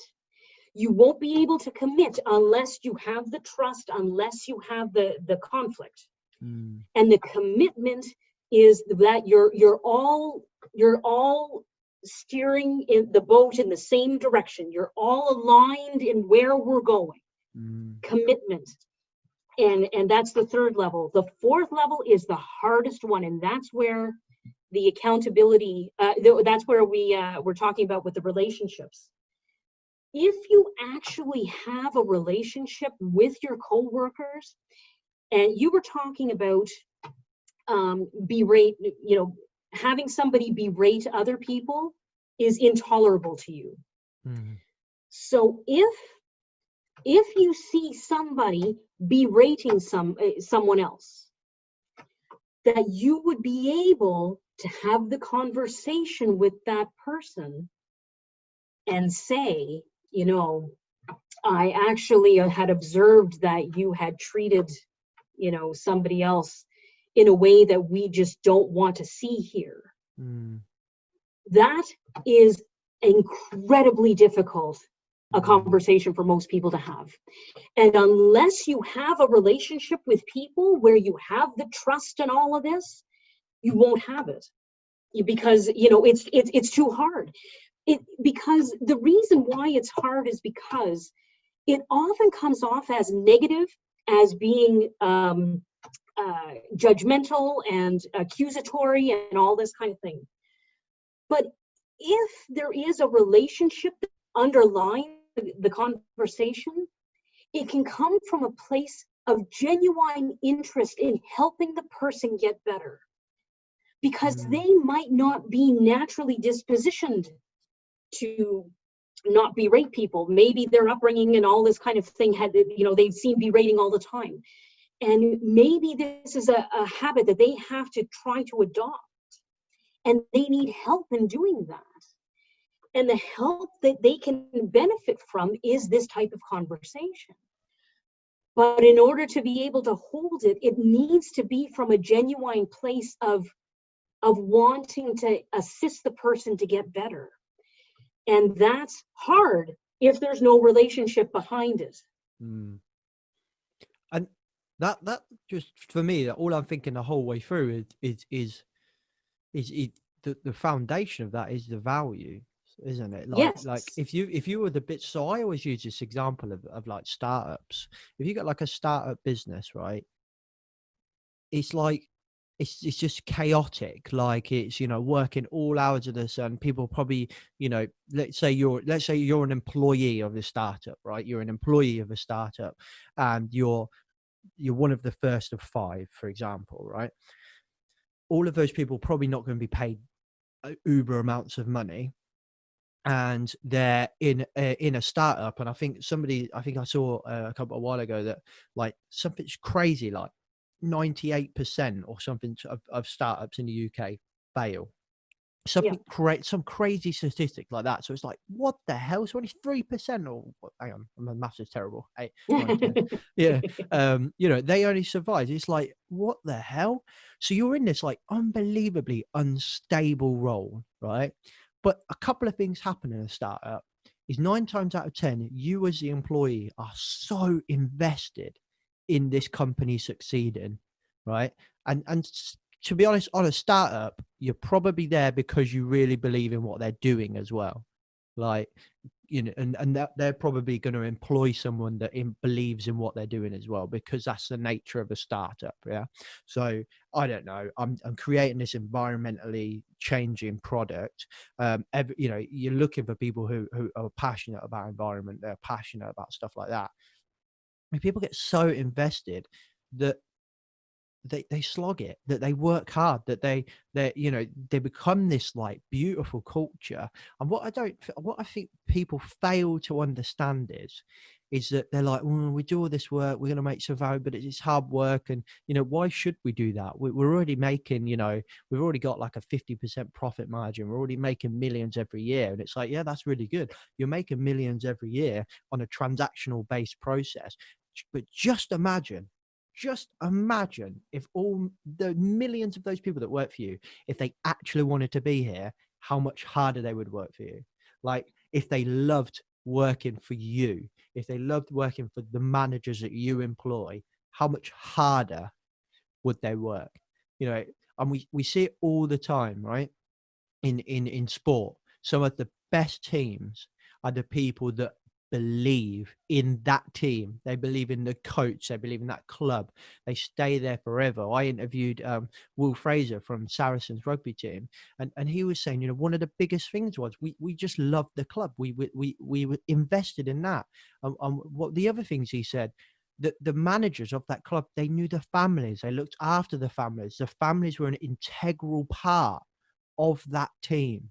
You know, all of us on the outside, all we see is the big salary. You know, there was a big salary scandal, and it turns out they're all being paid too much, and they broke the kind of rules. But that's a shame, because that's what everyone will tar them with the bush. Like, oh, no wonder they all work so hard. They're all getting paid so much. But it's all the other stuff that we didn't see. You know, everyone saw the big salary. Everyone saw the big holidays that they all had, and no one really saw, you know, how well they looked after their family. You know, if you interview these players back before the salary scandal, the way they talked about their club, it wasn't just a club, it wasn't just a job. They loved it. Yeah. They loved the club. They wanted to be there. Like these guys would bleed for that club. Some of them literally did. I mean, rugby's a nasty sport, but it's like it just, imagine if we did that in business. People, I just don't. Like there's like salary is what people typically default to when they talk about the value of work. You had talked about, you know, absolutely you need to live, but there's diminishing returns to salary. Yeah. It's well evidenced that performance at under high risk situations, such as Christmas bonuses kind of thing, dependent on a certain outcome, performance suffers. Like there's all sorts of evidence to show this. So it's not as though more money is what motivates most people. There's a huge amount of this stuff that we've been talking about that people value so much more than getting a pay raise. There's you know, there I can remember there I'm trying to remember her name, Susan, I could look her up. But she has a company called Frog, Forever Recognize Others' Greatness. And yes, and so she has talked about having contracts with nurses. Is Sarah McVannell, that's her name. Right. In hospitals, because nurse managers don't necessarily have a very good reputation in a lot of hospital settings. And so she had gotten the nurse manager to handwrite thank you cards to her nurses.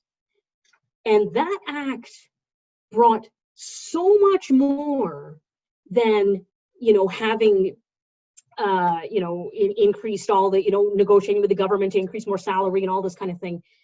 Actually investing in the relationships gives you so much more than money ever could.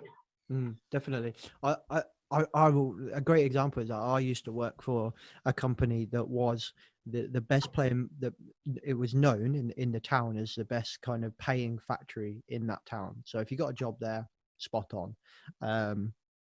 So a machine operator there would notoriously for the town be better paid than most. A lot of people had been there for an extremely long time for that obvious reason. But what did when they moaned about their job, they didn't moan about the salary. They never moaned about the salary, but they all moaned about their job. And some of the key things they moaned about is we used to see the plants. We had a UK plant director or whatever, and he was based on site. We had 2 sites just up down the road from each other, and so he used to be in here all the time. He would know us. He would walk down the machines and be like, oh, how's the wife? How's the husband? How are the kids? Whatever. They said every year we would get a hamper that had our name on it. It had, white wine, red wine, chicken and beef. He said it got to the point that actually they went to the point, that if you didn't like red wine or white wine, they would not put it in. You would just get an extra bottle of the one that you liked. Like that's what they moaned about. None of them moaned about the salary. None of them moaned about the work. They moaned because they lost all that stuff. We didn't get that stuff anymore. And it's like, I remember as a young, that was my first safety job. And I remember thinking, wow, that tells you a lot. You don't really need to know much else. And I'm not saying that business should just start all these gimmicky stuff like Pizza Fridays and stuff like that. It's more than that. It's not the hamper. It's the fact that don't put white wine in James's hamper because he got so drunk in Paris that one time he can't drink white wine anymore. Like that's the difference. If James only drinks red wine, don't give him white wine. That's the thing that makes a difference. Because you actually know your employees. Exactly. I think for like a massive. So let me just tell you one more thing. So the Pat Lencioni's recipe for employee engagement: know your employees, ensure that they know why their job is valuable. I like that, yeah. Because if people believe that they're working for nothing, there was a UK study actually that had said that an astonishing number of people in the UK believe that what they do has zero value whatsoever. Wow. It's shocking to read. But they have to believe that their job has a value, and managers have a key role in that. And it was interesting, this one story that he likes to tell. He was giving a talk, and there was some cynical guy who he was in maintenance at a hospital, and he was in charge of guys who did things like maintain the ice machines at the hospital. And he was like, oh, for Christ's sake, like, do I have to tell the guys that, maintaining the ice machine is value, like it has purpose and all? Like, honest to God. And you could tell that he was not into this at all. And there was a woman in the audience that Pat Lencioni, is forever grateful for, who said that she gave birth in that hospital a couple of years back, and she was so grateful for the ice chips that she was able to use while she was delivering her baby, that absolutely there's a value to all jobs. But the last thing he talks about is not knowing how you're doing, not having a way to assess your progress. So on this one, I mean, that could be a whole other discussion, but this does not have to be up to the manager. This could be up to the employee, just so as long as they're given some guidance. He talked about working at a fast food drive-through. I mean, what would you do to measure that? So it has to be something that you have control over, right? So if you're starting to assess like the number of cars that come through, like, do you have control over that? Not at all. You have to have some kind of control over it. So one institution he talked about was drive-through operators around Christmas time counting the number of customers they could get to say Merry Christmas back to them. So then it was almost like a competition, and they would keep score of, and this became, very motivating for them to be able to, get customers to say Merry Christmas, because not all customers are going to do that, right? So it became something that the employees themselves had some agency over in order to be able to get a sense of how they're doing. So it doesn't have to be complicated. It can be quite simple, and it could be multi-dimensional too. Like, it doesn't have to be just a performance review by a manager. I love that. I think it's so important to. It's interesting. I spoke about this from a safety point of view, but it's funny because I use my dog, right, as an example many times, when I'm training people and stuff like that, and one of the ways when I'm training, I use my dog as a kind of an icebreaker in a way, and put a picture of my dog up on the screen, and I'll say, everyone meet Mr. His name's Mr. MacPherson. So everyone meet Mr. This is my dog. And then I get out this like box of chocolate celebrations or packet of crisps. I've used Pom Bears before, whatever, right? Whatever's on deal, basically. And I put the tin on the top, and I'll get a big sticker and I'll write dog treats on it, right? Just as a joke, right? And I'll say, essentially, I'm going to treat you like I treat my dog, right? In this training course. And I'll tell you why. Don't take that to offense, because I'll tell you why. With my dog, I work on positive reinforcement. So when he gets something right, he gets a treat.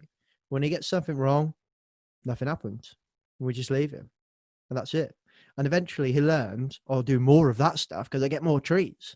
And everyone, my dog is quite well behaved. He pushes his luck sometimes on some stuff. He's a bit too intelligent for his own light sometimes. But And I always think, but when do we do that in daily work? Like, we could talk about it from a safety point of view, but from a work-based point of view, it's like good. I remember somebody telling me a long time ago, good work is expected of you, James. And I'm just like, now my personality, I need to be told I'm doing a good job. But like, you know what? Most people do. Most people want to be told you're doing a good job. What's the harm of saying at the end of the day, be like, Tanya, she's done great today. Thank you very much. And mean it, it's something different, or it doesn't, not a generic kind of crappy, Tanya, every day you're walking out the door, there's just a boss there and it just says, Tanya, you've done great today. And then James is behind you in the queue and then he goes, James, you've done great today. That's rubbish. Right. But like knowing something, you know what I mean? Like at the end of the week saying, oh, Tanya, do you know what, that report you sent me, it's absolutely spot on. Thank you very, very much. And getting some real good feedback about it and positive reinforcement. I think that makes a massive, massive difference, because the next time he says, my boss says, I need that report, I'm going to do it again to that same standard, because I remember that positive feeling I got, that endorphins that was released in my body when he said, James, that was such a great report you did. I want to feel that again. I want to do it again. And I just think, God, why can't people just bloody get this? It's really, that's the thing that annoys me. Why don't we get it? Why don't we could talk about this all day, I think, Tanya, especially I could anyway. Yeah. Definitely. And I think there is something interesting we haven't touched on today, which I'm conscious we've been talking for a while, but there is something that you said when we spoke before, which I think was really insightful, and I didn't really I've never thought of it before, but it was about where can we go in the workplace to see if people, people want to work, if people want to be here, and I thought your answer was like just phenomenal. So please enlighten us all on this, on my answer. It's not me, it's Pat Lencioni. Oh, is it? Oh, I didn't know that. I thought it was yours. I was gonna copyright it for you and everything.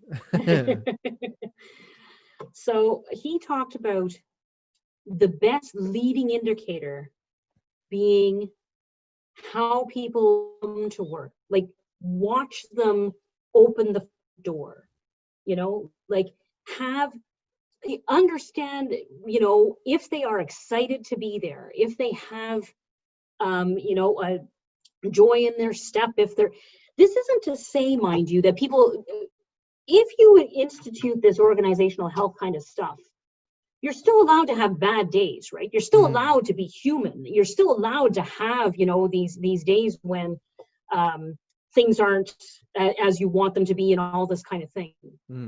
But on balance, you're going to derive more purpose. You're going to have more energy from going to work than it be draining you. It's going to be something that you feel as though you are contributing to, that you have an ability to make a difference. The agency that people have, the innate desire to make a difference is huge. And if workplaces could tap into that, I mean, it would be phenomenal. Because if people honestly believe that they are being listened to and that their contribution is being valued, the potential is almost limitless. People will really go the distance in order to be able to, as you said, feel good about what they're doing. And it's in those, as we come out now we come at the tail end of the lockdowns or things like that, and we move into like this newer kind of world. But it's like you would be more resilient as a business in these kinds of really challenging times. Especially in the UK, we're going to hit a recession off the back of this lockdown, definitely, and I wouldn't be surprised if most of the world does as well. But so we've got more challenging times ahead of us, even more challenging times ahead. But how you've acted and treated your staff through that lockdown could actually be the decider as whether you survive the next challenge, which will be the recession. But people look at it from a fiscal point of view, being like, oh, we need this. But it's like, and I'll never forget the story, and I can't remember who or what company or where I heard it, but it was about, I might have heard it of Simon Sinek, I can't remember, but it was about a company that are going into some real financial trouble, and the CEO basically went to the boardroom and said, what are we going to do about this? And everyone was like, we're going to have to make redundancies. He said, I really don't want to make redundancies. And the finance person was like, it's redundancies or bust, we're going to need to. And he was like, no, I don't accept that. You need to come to me with something else. And they never did. He went away and was trying to think of something, and he came back and he said, I want you to do some calculations for me. How much of a paycheck would everybody have to take, or how can we do something if you spread the damage across the whole business? He come back and he didn't like the answer, and then the solution actually was they needed everyone to take, I think it was 11 days or 11 weeks, it might have been 11 weeks, annual leave, unpaid leave, sorry, not annual leave, unpaid leave throughout the year. They can take it whenever. They don't have to take it in one bulk. They could take 1 day here, 1 day there, but they have to take it. Otherwise, this company's going bust. And I'm going to take it. All of us are going to take unpaid leave for 11 weeks or 11 days or whatever it was. But he didn't just say that's the decision. He put the options on like a survey or something. I can't remember. He asked everybody, here's the options: 11 weeks unpaid leave, pay cut for everybody, redundancies, or bust. the entire business chose the unpaid leave, the entire business.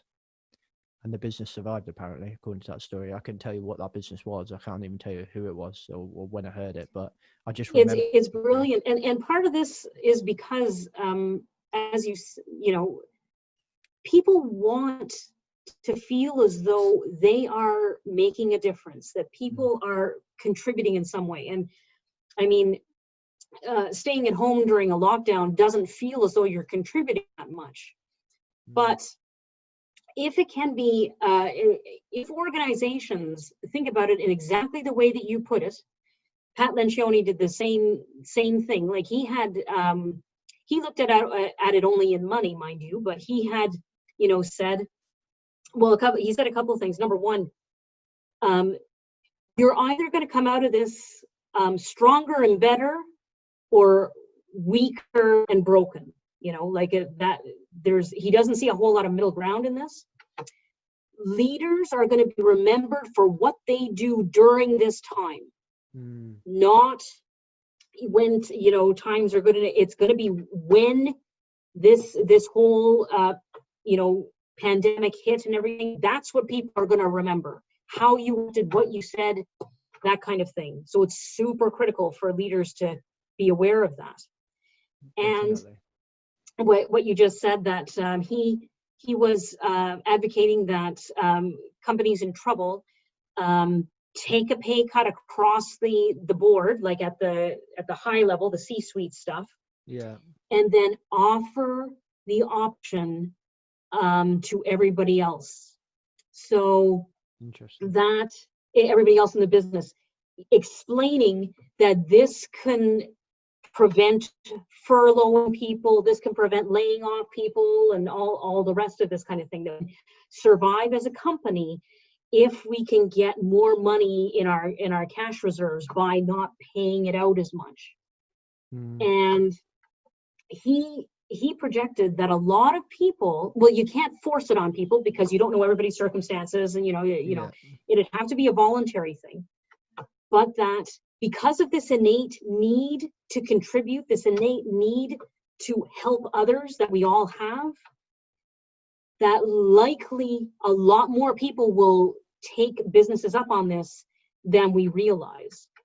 So it's fascinating. Like we in the UK now, I'm a huge rugby fan, and rugby clubs are going through exactly that now. You know, they're all having to take cuts. They've the biggest part of the season, essentially. We stopped mid Six Nations, which was just like the debatable. I don't think it is debatable, but debatably the best championship in the kind of world when it comes to rugby. You know, everyone loves the Six Nations. We stopped in the middle of that. Then we come off the back of that. Everyone is like hyped up for rugby, and they just go and then the summer comes along and you start to watch more rugby, etc., etc. We stopped midway through that, and it's like, you know, rugby clubs have lost so much money, and they're all having to cut salaries across the board pretty much. You know, players who are paid unbelievable amounts of money, nowhere near as much as football, but still, you know, a lot of money. And my team, Northampton Saints, have all taken a cut, and the reports and interviews from players is just like, it's humbling. It's beautiful to read, if I'm honest. Like some of the world's biggest players that could leave and go to France and get, you know, a huge salary. France pay much more than we do over here, and they're all sitting there just going, no, I want to play for the club, and I think we'll come out of this better, and we just need to take this cut now, and we'll be better. And I think we've had a lot of people leave the club, but it doesn't look like we've had people leave the club because of that salary cut. You know, right. people it seems are staying. Whereas our direct competition, Leicester Tigers, they've had players leave because of that. I think there's a lot more context to these decisions, bear in mind, but the reports we're reading it's because of the salary cuts. And I'm like, do you know what? I'm more confident about my team coming back stronger out of this because the people are choosing to stay and they're choosing to take the cut. Nothing to do with losing the best players or not. It's not because our good players are staying and their good players are leaving. It's more because of how we're reacting to that. That's the key for me, I think. The other thing that is interesting about professional sports, because this is going to be, we're talking about measurement there, this is going to be easy to see. You know, basketball is a big deal in the States, and Pat Lencioni is American. So he talked about the National Basketball Association, the NBA, starting up sometime shortly. He thinks he is expecting to see the best free throws ever in the history of the NBA. Because these players have been, you know, sequestered like all of us. They all have home gyms. They should have been working out every day as though they were playing, as though this was going to, as though things were going to open up, even in the, you know, with things raging as they are in the States. He thinks that the best players out there are investing as much as they possibly can into their physical fitness, so that when that court opens, they're going to be at the prime that they've ever been, because they have taken the time to do that during this unplanned pause. I think that's true. Some of the pictures coming out of the training from our squad, and I'm just like, Jesus, look at the size of them. Like, they were big before, but God, they put just a slight joke to the side, but like they put a picture up of one of our newer players that joined just before the lockdown, and God, the size of his biceps. I wrote on the post being like, I hope my wife doesn't see this post. Jesus Christ. I kind of fell in love with him. Anyway, we've been talking for a long time, Tanya, but I'm curious to think, I feel like if things for people to kind of take away from this, and I'll be interested to see what you think, but I feel like the one thing that people should just take away from this is get to know your people, talk to your people, have a little bit of more kind of empathy and respect, but just talk to people, get to know them. I feel like that's the big takeaway from this. If you're a manager, or even if you're just a colleague, a safety professional, just talk to people, say how are you, and actually want to listen to the answer, not follow up with, have you done that report? Say, ask what their home life's like. And I think over here in England, we have this, we're very private, which is our own worst enemy, I think. But we have that stiff upper lip. I think, pie that off, get rid of that. Let's just talk to people. Say, hey Tanya, how are you? Are you married, or you got any siblings, or what are you doing at the moment?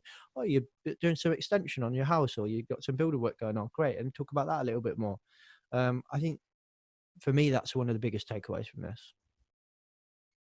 Absolutely. I mean, Rosa Carrillo wrote a book exclusively about this important aspect to safety that a whole lot of people are not talking about.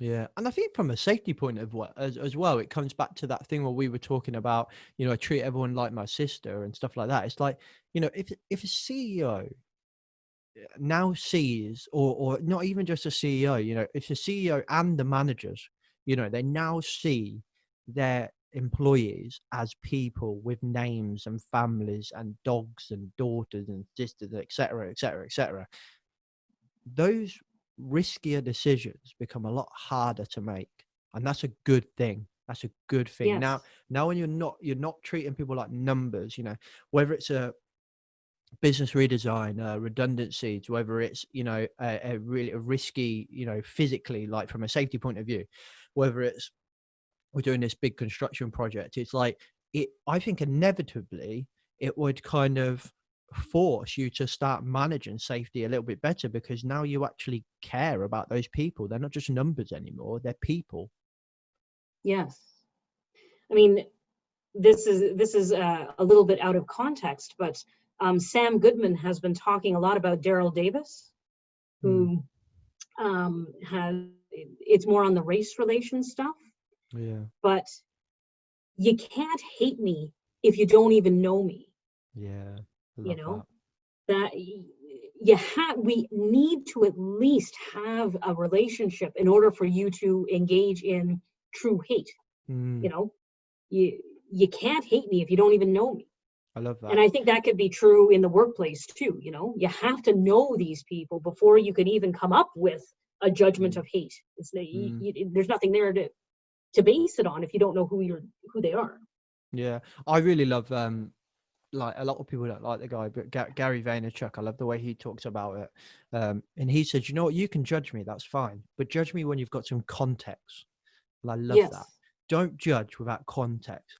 And I was born and raised quite in a judgmental kind of thing. We would judge people. I would think people were judging me based on your car, based on your house, like, you know. And I've gone through this transition of, I don't know what people are going through. I don't know what's going on. And you know, it's I think there's nothing wrong if you're acknowledging that you used to be a judgy person, or even if you used to hate. It doesn't, I don't really care. But like, don't judge without context, man. Get to know someone, know the context, you know.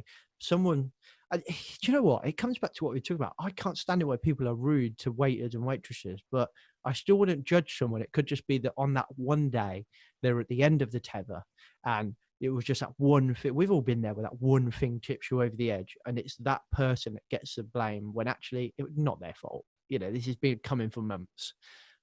So yeah, I love that. I haven't listened to those episodes yet. I've got a lot of the Hop Nerd to catch up on. Actually, don't tell him I said that. But yeah, I got a lot of the Hop Nerd to catch up on. I listen to it like religiously every day, and then the Safety of Work podcast took over. Oh, my camera's just gone. I'm still here, even though my face is froze. I'm still here. I'm not going to change the battery because we're coming to the end. But yeah, the Safety of Work podcast took over, and then Cautionary Tales took over, and now I'll have to go back and check out the Hop Nerd. But anyway, Yeah.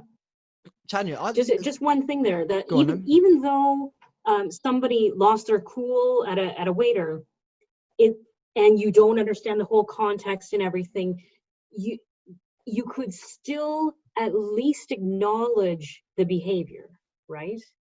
yeah, Because that's that accountability thing. It's still, you know, not acceptable. it's still not acceptable.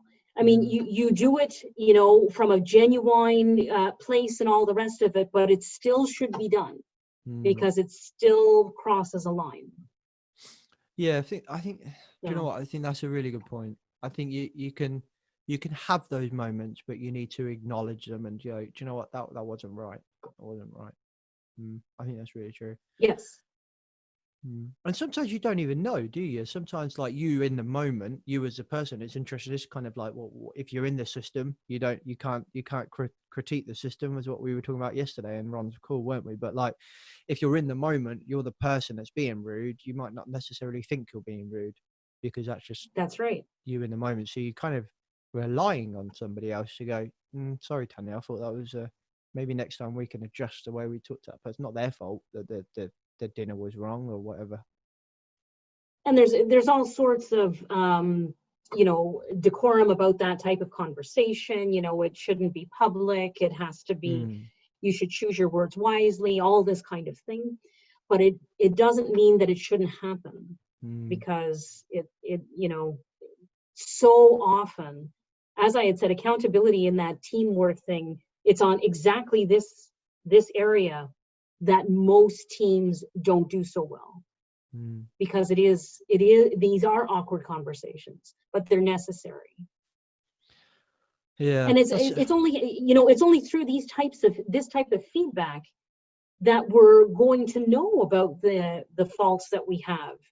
You know, you can sit down and try to evaluate your own faults, but it's going to be that much more reliable if others around you can tell you what they think your faults are, and tell you, you know, how accurate your own list is, because we're not actually good self-judgers.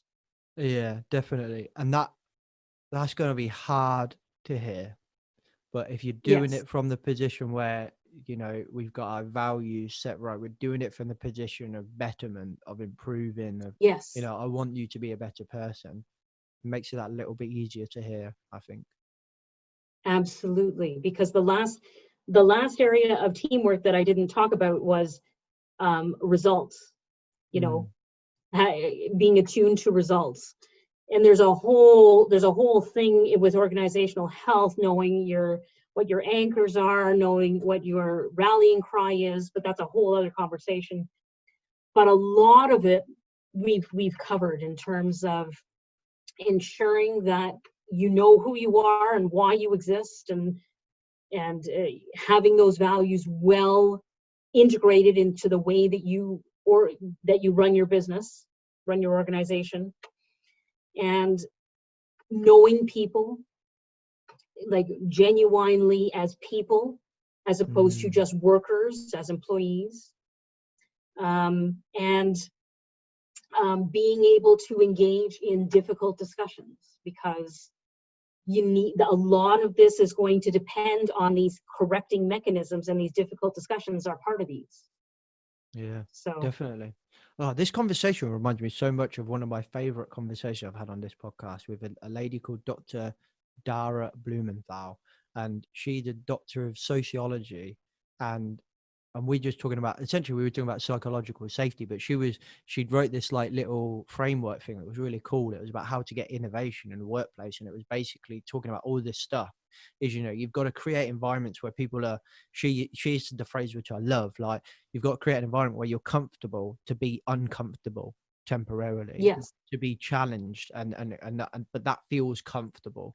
You know, you've got to know your people, you have these kind of meaningful relationships with people, and we did like a 2-part episode of that, and that was, yeah, it just, and this resonates with that so much. And to me it just feels, you know, something else that is worth stating is something that, again, not me, almost none of this is me, right? These are just other people. I'm just channeling this to you. Susan David, discomfort is the price of admission to a meaningful life. I like that. You know, she talks about in her TED talk, you know, that people go to her saying, oh, I don't like feeling this way. I don't want to do that. I don't want to, for fear of disappointment. You know, I don't want to, you know, I'm going to get hurt if I do it. And she says, you know, I hear you, but you have dead people's goals. Only dead people do not get to feel the, you know, the pain of a broken heart, of, you know, a job that didn't go well, you know, all of this kind of thing. But they also don't get to feel the enjoyment of a newborn baby and all the rest of these things that we do value. And you have to just realize that emotions are a spectrum. They're not binary. It's a whole host of things.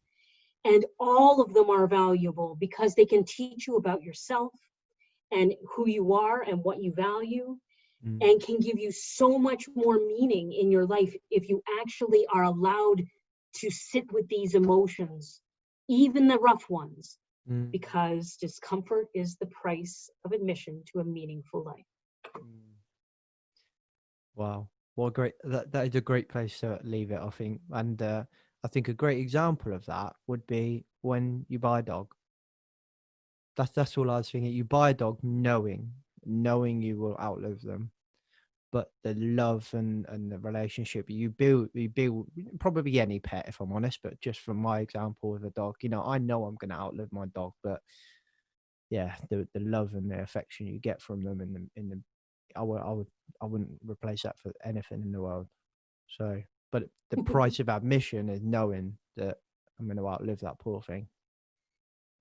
Well, that just ended on a really somber note, didn't it? I apologize. Well, I feel like I should say something really, really cheery just for people to like not cry. So I went to a conference a couple of years ago where Nicholas Pierce was the keynote speaker. So he is a management professor who was about to publish his book at the time. And he's also a preacher, which is an interesting choice for a keynote speaker. And he had asked the audience, who do you serve? And he said, if you don't have an answer for that question, you have to think harder. You do serve somebody.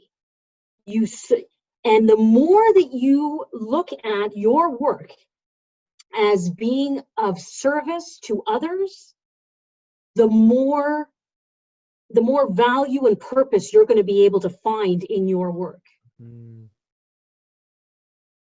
Yeah, that's a much nicer place to leave it. Like that's much better. Thank you for that, Tanya. Like you said, you should be a podcast host, because I just leave people crying about the death of my dog. That's years and years away.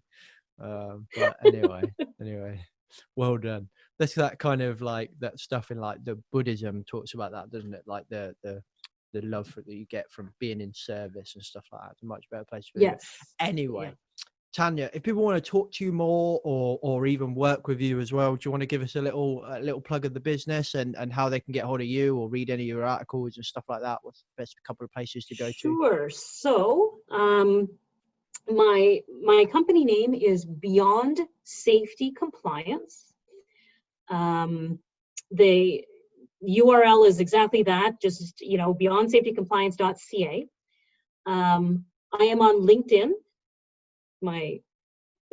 So I'm on LinkedIn as Tanya Bartlett Hewitt, I think, because We'll I have my link it in the maiden name in description. there in case people know me from a different life. And my email is tanya@beyondsafetycompliance.ca. Oh, you're giving out the email. That's very brave of you. Did you not know this is the world's biggest podcast? You have millions of people email you now. What are you laughing at? Why are you laughing? It is the world's biggest podcast. You're laughing like you don't believe it's true. I'm sure it is. I'm sure it is. It's a one. As I said, I have loved listening to you and to others out there who are trying to, right the ship in making workplaces better places to be, and safety just being more holistic. It's awesome how many there's just so many now. Like it's wicked. Like so many people say to me, "Oh, you're not worried that there's more and more podcasts?" I'm like, "No, it's wicked." Like when I started, there was 3 in the UK. Now there's 5. The 5 might be 6. Yeah, the other guys started back, so there's 6, and there's 6 now. And I think back in in like the US side of things and around the world, there was Safety on Tap in Australia. He's like he's an original gangster. Andrew's been going for years. Obviously, Todd's been going for years. Safety FM's been going for years. But if you look at how much like Safety FM's kind of library of other podcasts has just grown exponentially over the last couple of like years, I would say. Like just phenomenal. You got the Hop Nerds, not that old. I think Sheldon has just started another one. Sorry, a new one. I can't remember what his is called. You got Pedro doing the X Factor of safety. Like all this stuff is good. Like there's so many I can't keep up. I haven't listened to barely any of them because I just can't keep up with them all. I haven't got enough time in the day. So it's inspiring. Like there might actually be a critical mass to be able to start changing things with the number of people talking about these types of subjects. Definitely. And I also think that it would be a wicked event if I keep nudging Jay Allen to be like, you need to arrange an event, like a big safety podcast conference where we all just go and record podcasts live with like a live audience and stuff. It would be amazing. As long as Jay Allen pays for my flights. Otherwise, I can't afford it. Anyway, Tanya, thank you very much for coming on the podcast. Wonderful. Well, thank you, James. This is delightful. Okay, peeps. Hope you enjoyed that. Did you enjoy it? I enjoyed it. I loved that conversation. It was a great chat with Tanya. I just like I kept going on and on and on in the interview. I just really enjoyed talking to awesome people. And Tanya has made the list of awesome people in James's list of awesome people. There's a lot of people on the list. If I'm honest, it's more like a book now. Especially since the podcast, it is more like a book. Before the podcast, there was a handful of people on there. But ever since then, it is like doubled and it's become a book. And she is on that book. She is 100% in there as awesome people. Did you enjoy it? What do you think about meaningful employment? What does the phrase meaningful employment mean to you? Let me know. Come and talk to me. LinkedIn, James MacPherson, and or Rebranding Safety. Check us out on Facebook, Rebranding Safety as well. Or Twitter, Safety Rebranded. I know it annoys me just as much as it annoys you. Come and talk to us. Tell me, what does that phrase mean to you? Meaningful employment? What does it mean to you personally about your employment being meaningful? And what does it mean to you from a perspective of what you do in work to other people? Are you a manager? Are you a business leader? Are you a safety professional? How do you think you can create meaningful employment for other people in your workplace? Do you manage a small team? Are you talking to people every day? Can you tell that person? Can you tell that cleaner you really appreciate what they do? How many times have you done that? How many times have you turned around and said, hey, thanks for that? You know, if you've got that kind of receptionist who people notoriously treat receptionists like crap, don't they? Like, even though I worked in like a really big company that managed property management, and I'll tell you what, a good receptionist is the lifebone of a fully operational building. Like, I'm struggling not to give away what company it was, but a good receptionist literally was just the font of all information, was the best resource that you could get. Like, you got to a site and a receptionist is just normally overworked, normally underpaid, but they just got on with it. They knew what you needed to know. And even if they don't know everything, they're just willing to help and they're just nice people. It was a godsend, an absolute godsend from my point of view. And I always worked really hard to take my time with them, because I think a lot of roles like that we take for granted, that we treat like shit. We do that. We treat them like shit. We don't have the time of day for them. These people, they feel lonely. You know, cleaners and receptionists, we just assume that they should do it. And I don't think any of us do this consciously, or I hope most of us don't do it consciously, but we do it. So yeah, I just think, say thank you, tell someone how meaningful their role is.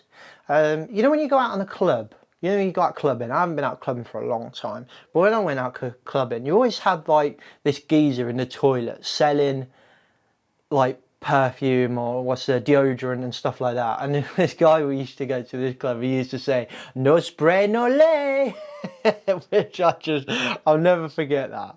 He was so funny, man. And I always used to tip him. I never brought anything, but I always used to give him money.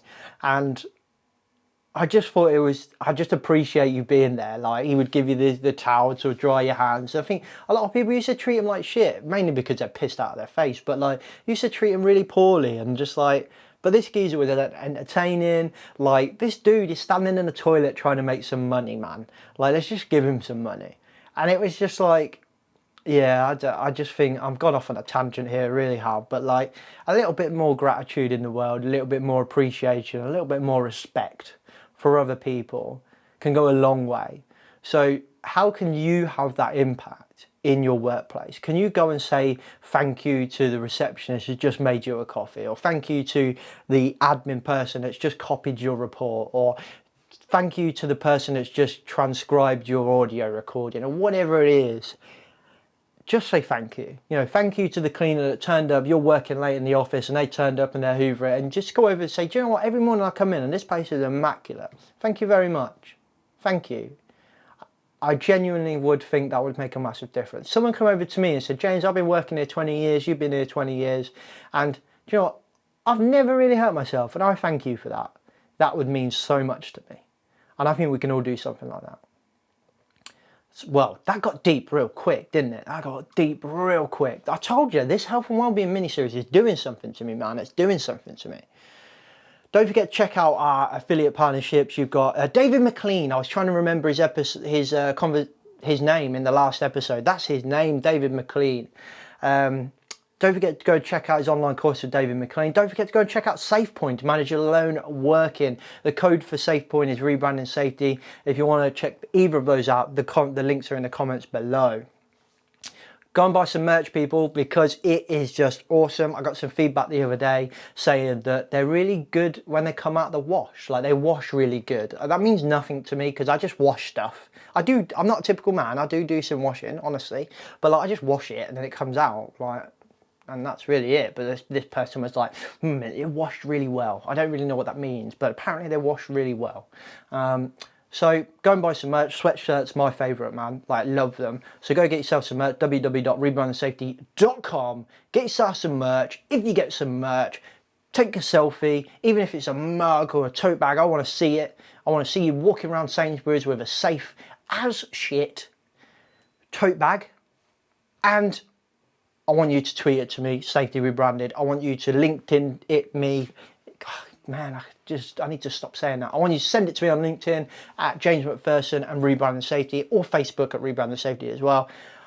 Other than that, people, I hope you've enjoyed this health and wellbeing mini-series. If you have, let me know. Let's converse with each other on social media. Otherwise, I will catch you next week in the podcast. Safe.